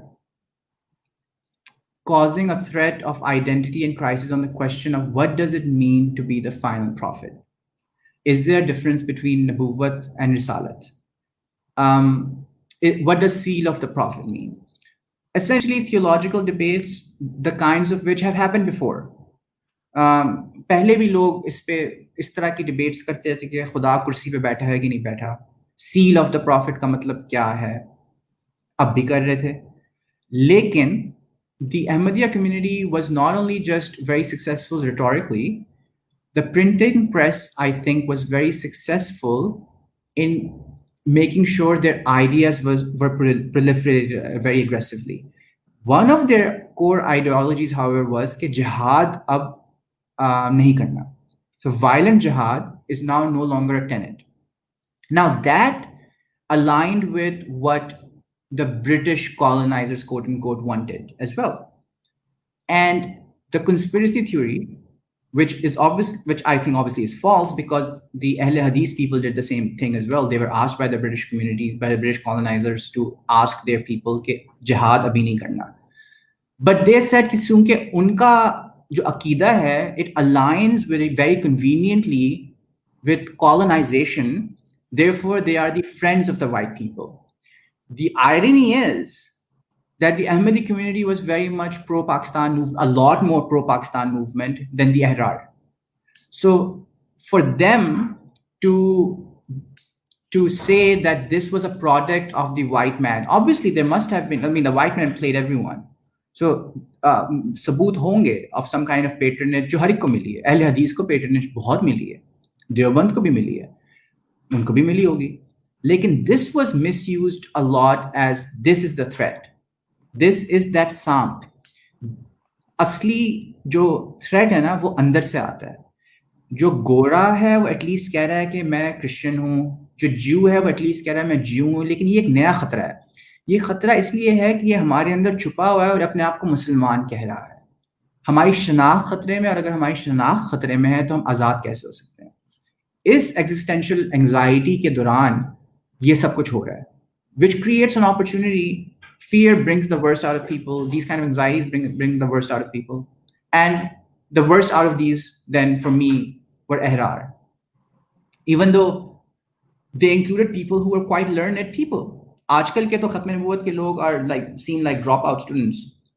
But the organized movements, Ahrar, Jamaat-e-Ahrar इसलिए बहुत अहम है because Ahrar was tried very hard to be politically relevant using the Ahmadiyya issue. इसलिए बहुत अहम है because मेरे लिहाज से it's the first time a very organized political movement started from the ulama, where they came out of their madrasas and they became activists. And they started using very left techniques, very Western techniques, posters, guerrilla warfare, spying, propaganda material, printing press, forms, hierarchies. So Ahrar starts with that, and their objectives at first is very simple. It's internal. It has nothing to do with the constitution because they can't tell the white man, don't do this or do this. Their objective was somewhat different from their objective today. It was A, to make sure that people don't convert to Ahmadiyya community. B, to declare them kafir. But C, not necessarily so that they're killed, but that उनके साथ ताल्लुकात completely तौर पर खत्म कर दिया जाए. And D, finally, any movement that happens in Pakistan which represents, in South Asia, which represent Muslim interests. For example, the Kashmir Committee is a good example of that. Kashmir Committee में Ahmadi community के लोग मौजूद थे. And the Ahrar party was livid कि they do not represent our interests. But they said कि हम protest करते हुए फिर भी अपना एक बंदा इसके अंदर डाल देंगे. So similarly, many decision-making committees, the Ahmadi people communities were present, not just Zafarullah Khan, but others as well. So historically, the Ahmadi community is not historically unique, right? Like in terms of in Islamic history, there have been a number of sects that have been considered to be heretical, right? And in any case, sects that are even not considered to be heretical, when their scholars would write about each other's beliefs, they would use very strong denunciations of those beliefs, even if those beliefs are fairly obscure and technical, right? But those books are perhaps only available to a small community of scholars, and the technicalities of belief that set one sect apart from the other were not necessarily publicly well understood or well known, and were not cause of social anxiety or violence in society. But the Ahmadis were not entirely unique. But is it more like, I mean, even for instance in Syria, in fact, Bashar al-Assad does not belong to a mainstream Muslim sect. The Alawites are a subsect, a Shia subsect, but they have beliefs that most 12-er Shias would regard as heretical, for example. But in that case, state capture has taken place, and they're a much larger proportion of the population. How did the Ahmadi community, despite the fact historically non-unique, claims non-unique, tiny minority, manage to occupy such a large place in the imagination of South Asian religious activists, South Asian ulama, and then eventually, it occupies an incredibly large space in the imagination and anxiety in Pakistan today. And even as the community is probably less and less significant in terms in many respects, demographically also, it is occupying a larger and larger space. What is going on over here? Is it just a convenient political tool, or what else does it speak to? I mean, so Kasi Saab have written, I wish he was here as well, but I'll give my thoughts. South Asia, very unique in terms of how much already it's trying to hold in the variation of theology. You already are holding Christian missionaries that are imported out of nowhere. You're already holding Hindu-Muslim conflict. You're already holding the existing Sunni-Shia conflict. And then in comes another actor. So there are a lot of conflict that's already theological there. And also the direction is everywhere. So the Ahmadi theology did not just have issues with and fights with the Sunni community. They had huge fights with the Christian community. They had huge fights with the Hindu community. In fact, the Hindu community on record would say कि ये हमारे खुदा को गालियां दे रहे हैं. The Christian community on record would say कि ये Jesus के बारे में तौहीन कर रहे हैं. So for some weird, strange reasons, the arrangement that you have is that everybody is at conflict with everyone else with the theological position that they have, including surprisingly enough, the Hindu community. I think a lot of irresponsible leadership might have been shown at that time by every religious community. And the way people did not, जिस तरह आज हम ये नहीं समझ पाते कि Twitter कितना गलत इस्तेमाल हो सकता है, उस वक्त शायद हम ये नहीं समझे कि जब ये किताब मैसेज तक पहुंचेगा तो कितना गलत इस्तेमाल होगा. अहले तशय्युह के बारे में, शियों के बारे में उलमा हमेशा कहते थे कि ये आम लोगों की समझ की बात नहीं है, आप बस ये समझें कि हम इनको गुमराह कह सकते हैं, हम इनको काफिर नहीं कहेंगे, right? But they wouldn't go into ये आपको समझने की जरूरत नहीं है, किताब ही नहीं उनके पास मौजूद. अहमदी इशू डील करते हुए, they made it a public issue, they made it a wrestling match, and partly everyone did, because Mirza Ghulam Ahmad Sahab was great at rhetoric. One of the reasons that his movement was so successful was that his rhetoric was incredible. When he was known as a traditional Sunni scholar, he would defeat these Christian missionaries, and he was hailed as the rhetoric guy. He was known for his disputation with Christian missionaries, basically, which is why the Christian community disliked him and the Ahmadi community. Yeah, and obviously the Ahmadi community has something very strong to say about Jesus Christ, and the Christian community does not necessarily. I'm not talking about the present public, but what history shows as the Christian leadership having issues with it. Now, that obviously already is a ticking time bomb. It's a very, very, very, you have to tread very carefully in this configuration. And then you have the colonial state. Then you have no real way, no instrument. And you're transforming into a modern state from the colonial state, and you're trying to figure out what instruments do you have to navigate these differences. And what you came up with were very administrative, brutal, legalistic, codified ways to resolve conflict. From day one, when we took over our state, we became the white man. जो हमारे साथ 1918 में जलियांवाला बाग में हुआ, वही हमने फिर 1954-1953 में अहमदी कम्युनिटी के साथ भी किया. वही ब्यूरोक्रेटिक फोर्सेस, वही तरीक़ेकार, वही ऊपर से आना और बजाय इसके के कॉन्फ्लिक्ट रिजॉल्व करना.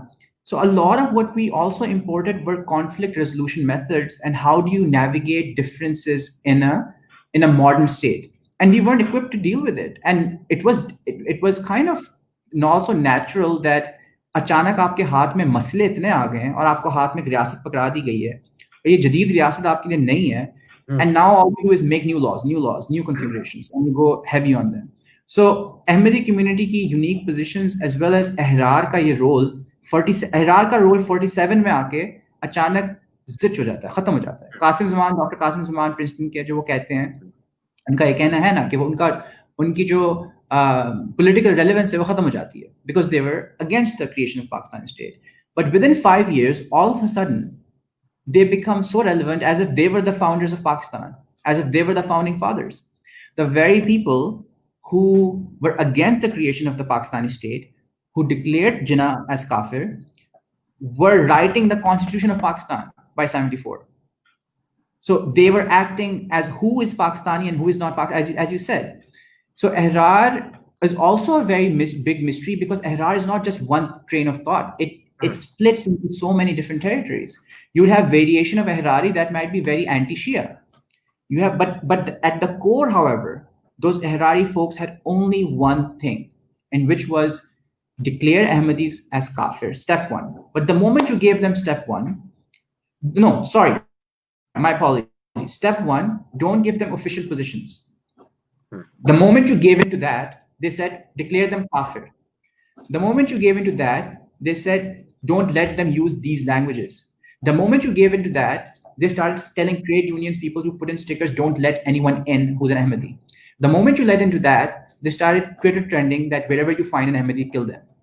So this is at the root us giving in to an intellectually shallow, reactionary, anxiety-ridden political movement that did not necessarily represent the interests of the public at large, but the anxieties of the Deoband movements and the Bareilly movements that were political in nature and that had a theological crisis, and only felt that the way that they could resolve this was through a blunt instrument of the state rather than theological arguments the way historically it would have been. So the Ihrar basically, having lost the argument against Pakistan, realized that the weak link in the chain was basically the fact that the Ahmadi community had A, supported Pakistan, B, there were a number of very successful Ahmadis who were either serving in government or close to government, and they took advantage of the anxiety about the Ahmadi community, targeted them, and created a larger and larger political space for themselves over the years. Yes, yes. And even so, a mistake that we see, that when the first time they did that, we had a very authoritarian secular regime in 1954. And the regime was against Ihrar. They did not want Ihrar to inflict violence on the Ahmadi community, even though they did. No, the Munir report basically pinned the blame on the Ihrar. Yes, but the response that the state had was they killed them in mosques, Ihrari people. So, Ali Usman Qasmi Saab writes this in detail, that the violence was not just in one direction. It was not just from the Ihrar to the Ahmadi. It was also from the state to Ihrar in a manner that might have been disproportionate. And that gave them more sympathies. That gained them more traction. When you have a secular authoritarian regime, all of a sudden you are this resisting movement that is resisting this secular regime that is protecting this outside movement. And by 1974, Zulfikar Bhutto, after that, had written very clearly that I will never agree. He wrote a letter. I will never acknowledge this demand that Ahmadiyya ko gair Musliman kara diya jaye. Okay, it would be disastrous to do that. It's written in his letter in 1967, 1968, 5 years before he calls it the final solution. Ihrar played its card really well, continues to. The kinds of Ihrari, even TLP today is a kind of an Ihrari. Like the mindset is very, you weaponize emotions. These movements are now heirs to the Ihrar, basically. They're no longer. Yeah, I like that. Heirs to the Ihrar. They are. Because what they're doing is they're weaponizing Ishq Rasool. And what they're doing is, you see, and this really, I believe in that really strongly, that the way दो अल्फाज है, honour Pakistan में हम बोलते हैं, फॉरन second word आता है killing, इश्क रसूल बोलते हैं, लफ्ज आता है वायलेंस, सरतन से जुदा. Now these are supposed to be emotions of virtue. It's almost आपका दिमाग डिसोरिएंट कर देता है कि ऑनर इक्वल्स किलिंग. नामूस रिसालत भी ऑनर है. Somehow collectively we decided, and some of it has been throughout history, that as men, and I will say as men, our honor somehow is not residing in here. Our honor is in our women, and our honor is in the prophets, but not really. You're not really loving those women. You're not really loving those prophets. You're using them as an excuse to project your violence that is inside you. It's the kind of thing when you say कि मैं उससे इतना प्यार करता था, मैंने कत्ल कर दिया, मैंने उसके लिए कत्ल कर दिया. That's not love. I mean, that's a corruption of that idea. And that corruption is so easy that it's scary. क्या वजह है कि तुर्की में नाच रहे हैं और कह रहे हैं हम आशिक हैं, और इधर एक खातून एक स्वर करती है, एक स्वर in a masjid, and everybody's like, kill that woman. So this morning we were talking about the etymology of Ashiq-e-Rasul, right? Before this talk. And it's something that we've been discussing, I think, on and off for a while right now, that this term Ashiq-e-Rasul is now thought to be an Urdu term. It's native to Pakistan. You don't hear about Ishq-e-Rasul, Ashiq-e-Rasul, or any kind of similar phrase in the Arab world or any other part of the Muslim world. And again, I think that what is that connected to? Is that also connected to the same contestation with the Ahmadi community? Is it connected to strategies of maintaining control over a diverse population? Where does that come from, and what does it mean anyway? I mean, when you what is if ishq is actually an Arabic term, what kind of love are we talking about? And are there alternatives to that? So Ayn Sheen ishq is very much a kind of love that is often criticized because it does not have a place in Quran and Sunnah. Muhabba does, but ishq doesn't. Ishq in Arabic poetry is used in lustful, romantic, womanly love, and often defined as love that is obsessive, love that is excessive in their terminology. Therefore, they would say muhabba istemal kare, ishq istemal na kare. Also, they would criticize the way it's used in the Urdu language recently, or the past 150 years, ke when you are doing that, the excess that you're bringing, there are quotations by jurists and theologians, and some of them are actually Salafi theologians, but who talk about how that brings out not your love for the Prophet or your love for the God. It brings out your excesses and your lack of moderation. So the way they would define constantly ishq as, it has the idea of excess and non-moderate and obsession. And obsession is not a virtue. Control, and it is not, and when you love something or someone with an obsession, then it is not the subject that you're loving. It is your need for control, and that's the word that you used. The need to control. If मैं जब Liberty Chalk से गुजर रहा हूँ and there's a protest against the sexual assault, and I see a woman with a placard which says something जो कि मैं control करना चाहता हूँ because मेरी आइडेंटिटी उससे, and उधर तक मैं आपके साथ हूँ, आपकी शनाख्त अचानक जो है ना होगी this. I get that bit. You get a physiological, I don't believe this. But now you have a tool.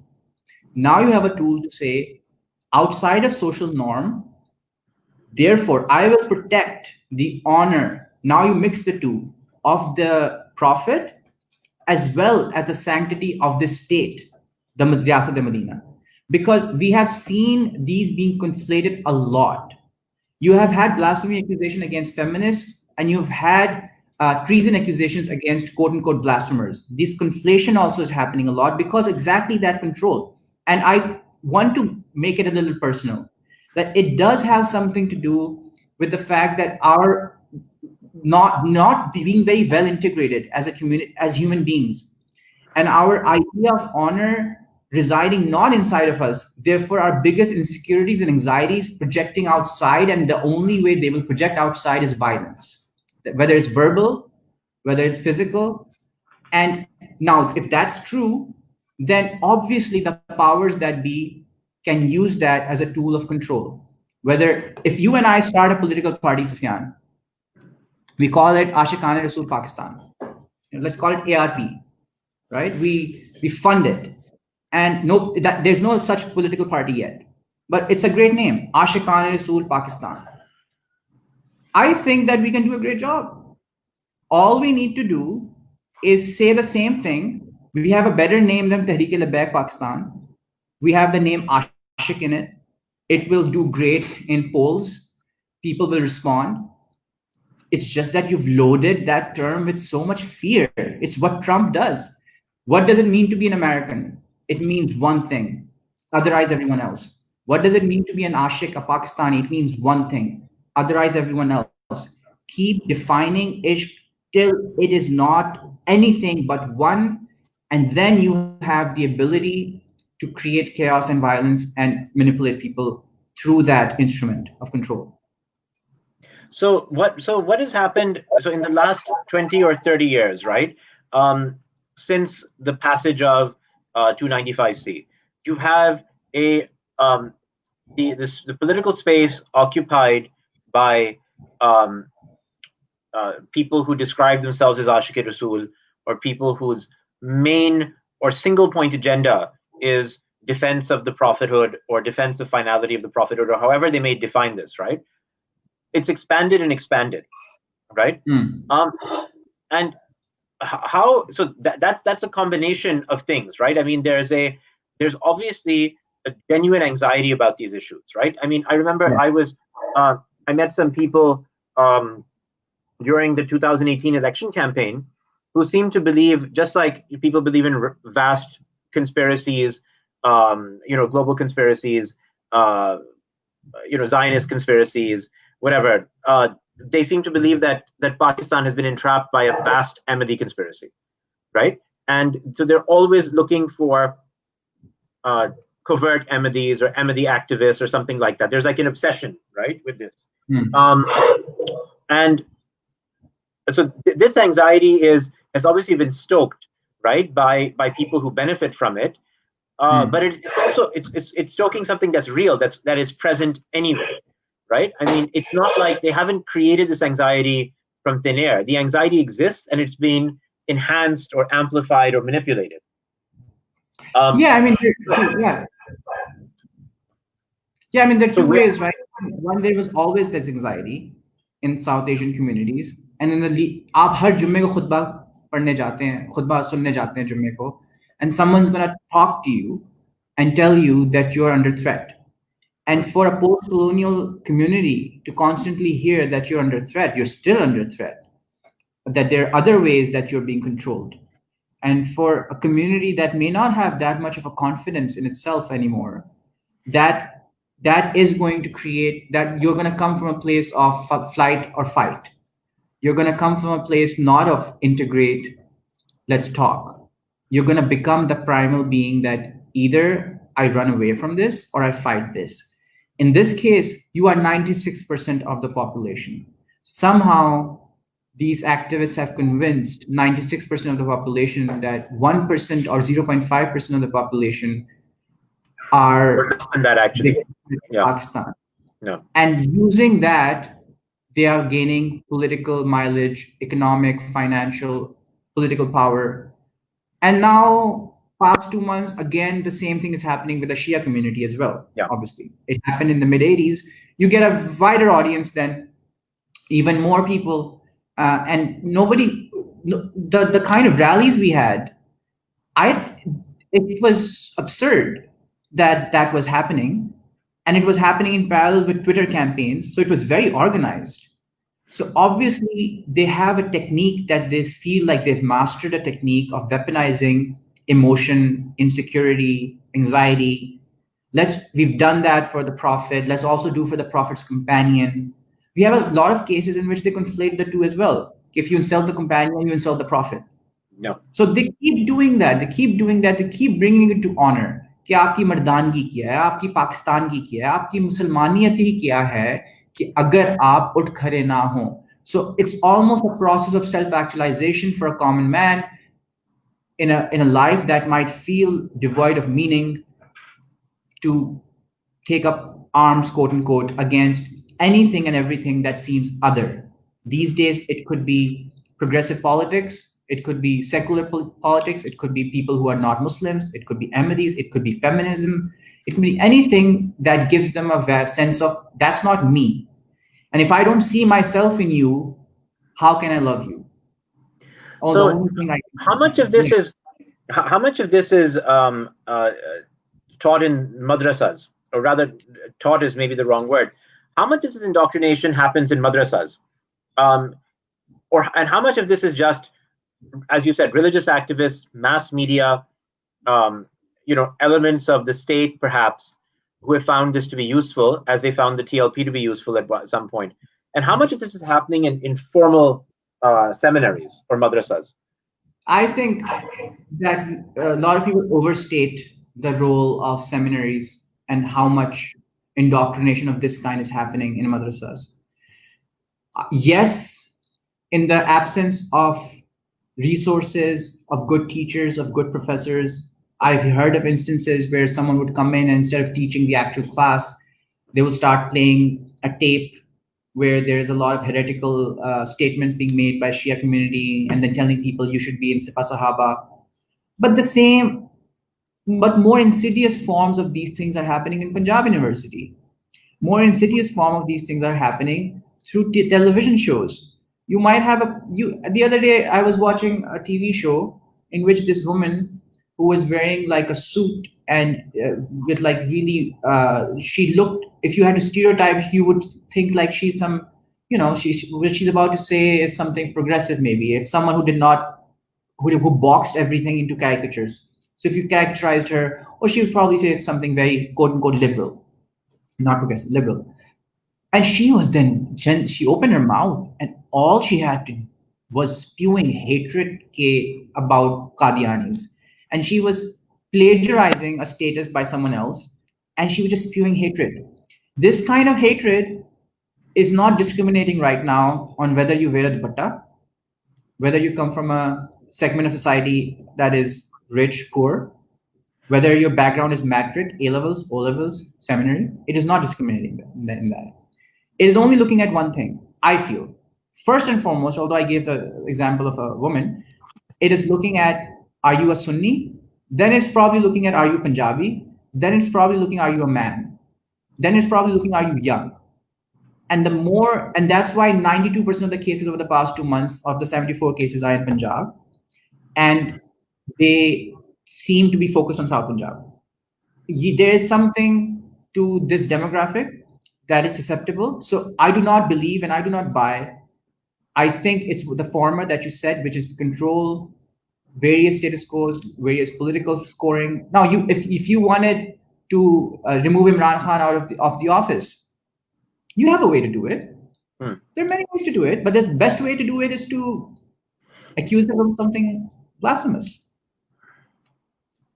And there's also the relationship between Gaddari and Gustaki, right? I mean, these two terms they're almost interchangeable accusations, right, or allegations. Yes, absolutely. I mean, I feel like the very idea of anyone who is outside of the norms that you have, the social norms you have, आपने गुस्ताख के लफ्ज को, I would say गुस्ताख का जो लफ्ज है ना, that's at the core. आपने उसको इतना फैला दिया है for interpretation.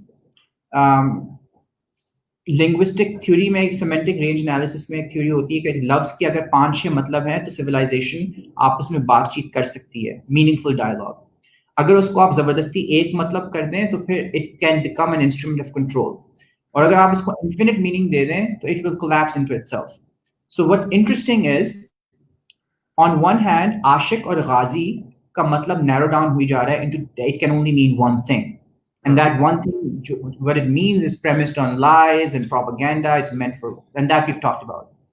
On the other hand, what it means to be a gustakh, that we have not talked about. We have not talked about the definition of what it means to be to blaspheme. कि अगर आप ये बोल रहे हैं कि जो आपका किबला है वो इस तरफ नहीं है, उस तरफ है, लोगों ने इस पे 295C लगवाए हुए हैं और FIR कटी गई है और लोअर कोर्ट तक केस गया है. So it is so infinite that everything can come in it. Mera jism, meri marzi can come in it.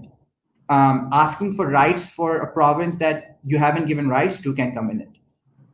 So it's no longer, you will find a way, because you've allowed, not the courts haven't thankfully allowed it, Supreme Courts have not allowed everything to be blasphemous, but people have been indoctrinated or taught that everything can, if you use that, कि तुम गुस्ताख हो, तो फिर that's all you need. Then तुम गद्दार हो, गुस्ताख हो, that's everything that you need to completely eliminate the possibility of a conversation or progress. So if your interest is in conserving the values of society as they exist right now, if you are a conservative, which is fair, my parents are conservative, they're from the Jamaat Islami, and they want to conserve the values of society as they exist. It's a very fair argument.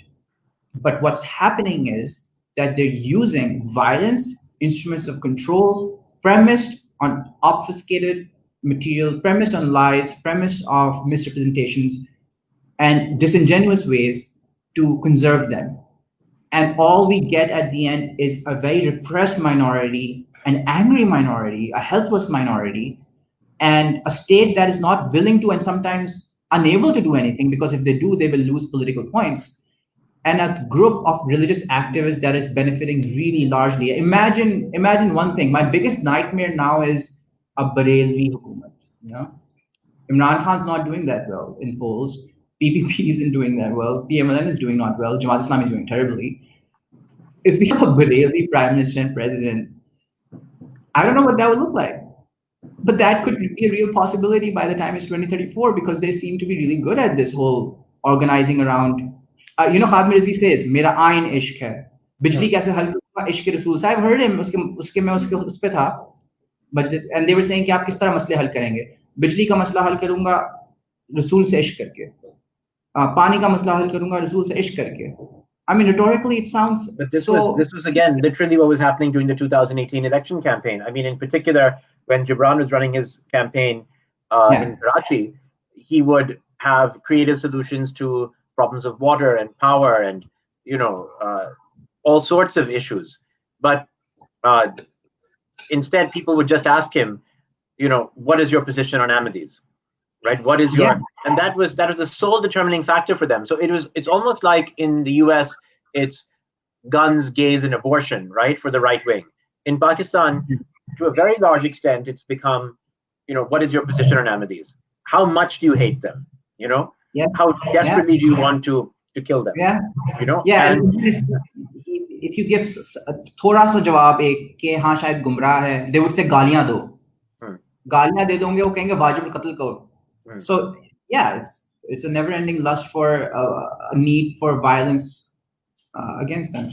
But it's extraordinary, right? Because like you're saying, the react, a lot of this, as you're saying, is based on different kinds of anxieties, and maybe there are anthropological explanations for this or psychological explanations for this.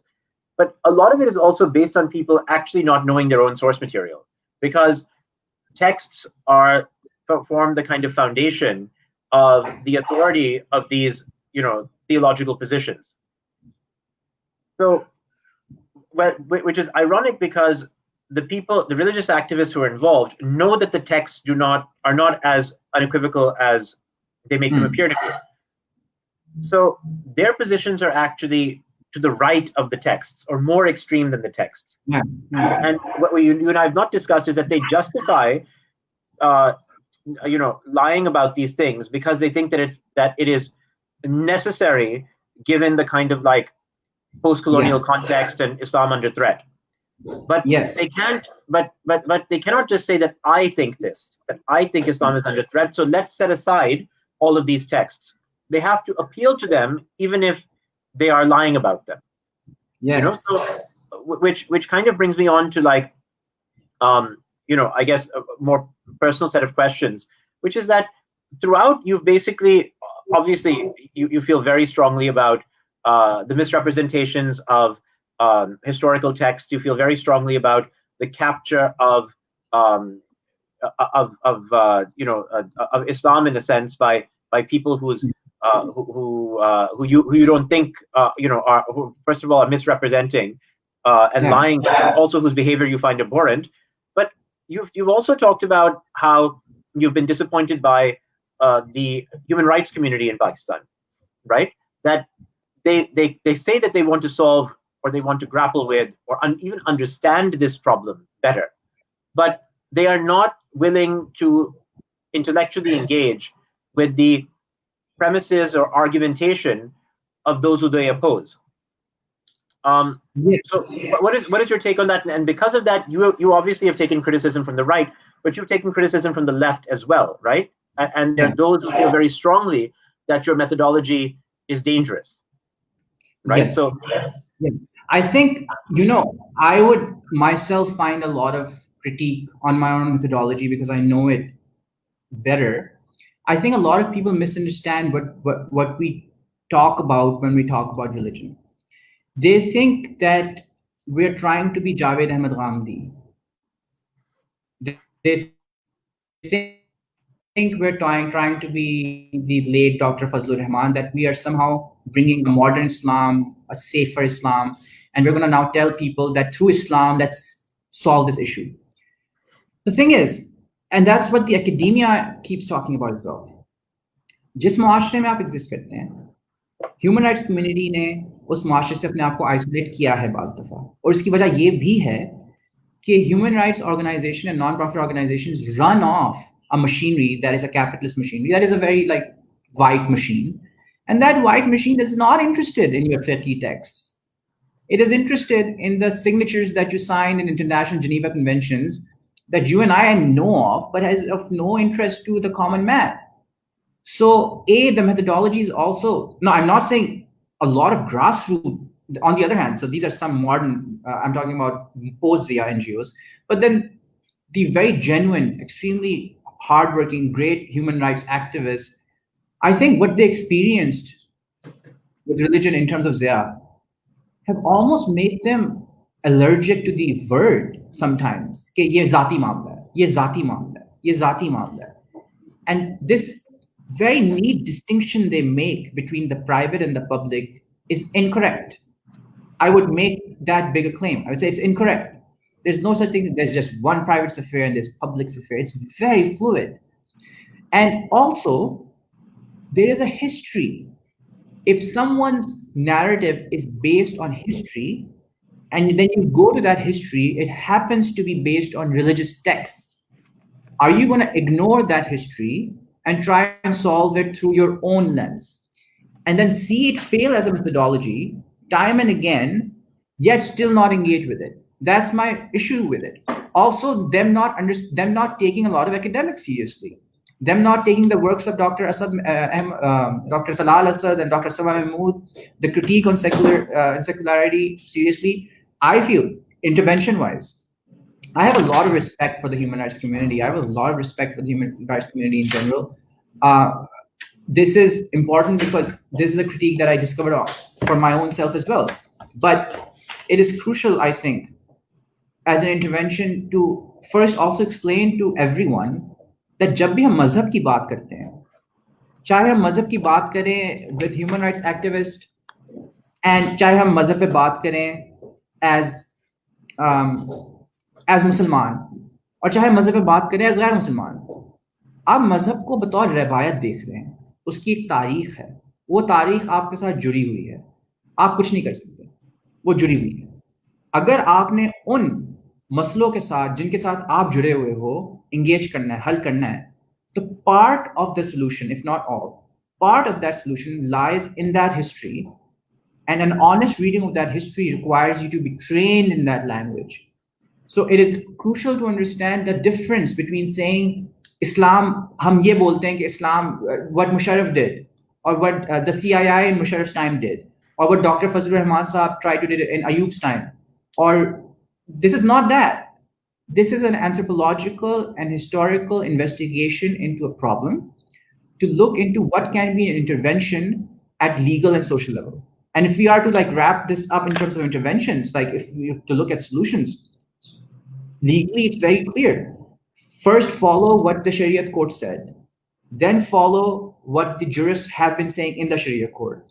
Then clarify, ask the biggest Islamic International University, biggest Sharia professor, if it applies to non-Muslims. Ask the right people the right questions. This does not mean anything. Is the blasphemy law Islamic? Why are we asking that? Ask them something more substantial, get those answers, get a language that political parties can use without political suicide. Then on the social front, let's recapture some of that love of the prophet that you and I, or whoever does love the prophet, has. I mean, for Because me, I just wanted to, as we're wrapping up over the next 10 minutes or so, I thought I should just introduce this thing, because you often say this when you speak, but we've not had a chance to go over this today. You consider yourself to be someone who loves the prophet and yeah, an Ashiq Rasul in your own right, and you have been motivated towards this kind of research by feeling that the prophet has been and his message have been misrepresented, cynically yeah. misrepresented. Yes, I mean, I obviously I have a commitment to this community. Obviously, I have a commitment to human rights. I have a commitment to civil rights. But the reason, the biggest trigger, the biggest reason, and I would say Ashik, because there is something obsessive about working on something so risky. There is something obsessive about it. So I would count myself amongst the Ashik and not just the Muhabbab. Like there is a love for the Prophet that I have that I remember crying. I remember crying, looking at comments that were insulting to my Prophet in The Guardian. And the white people were doing that. And I remember feeling really hurt.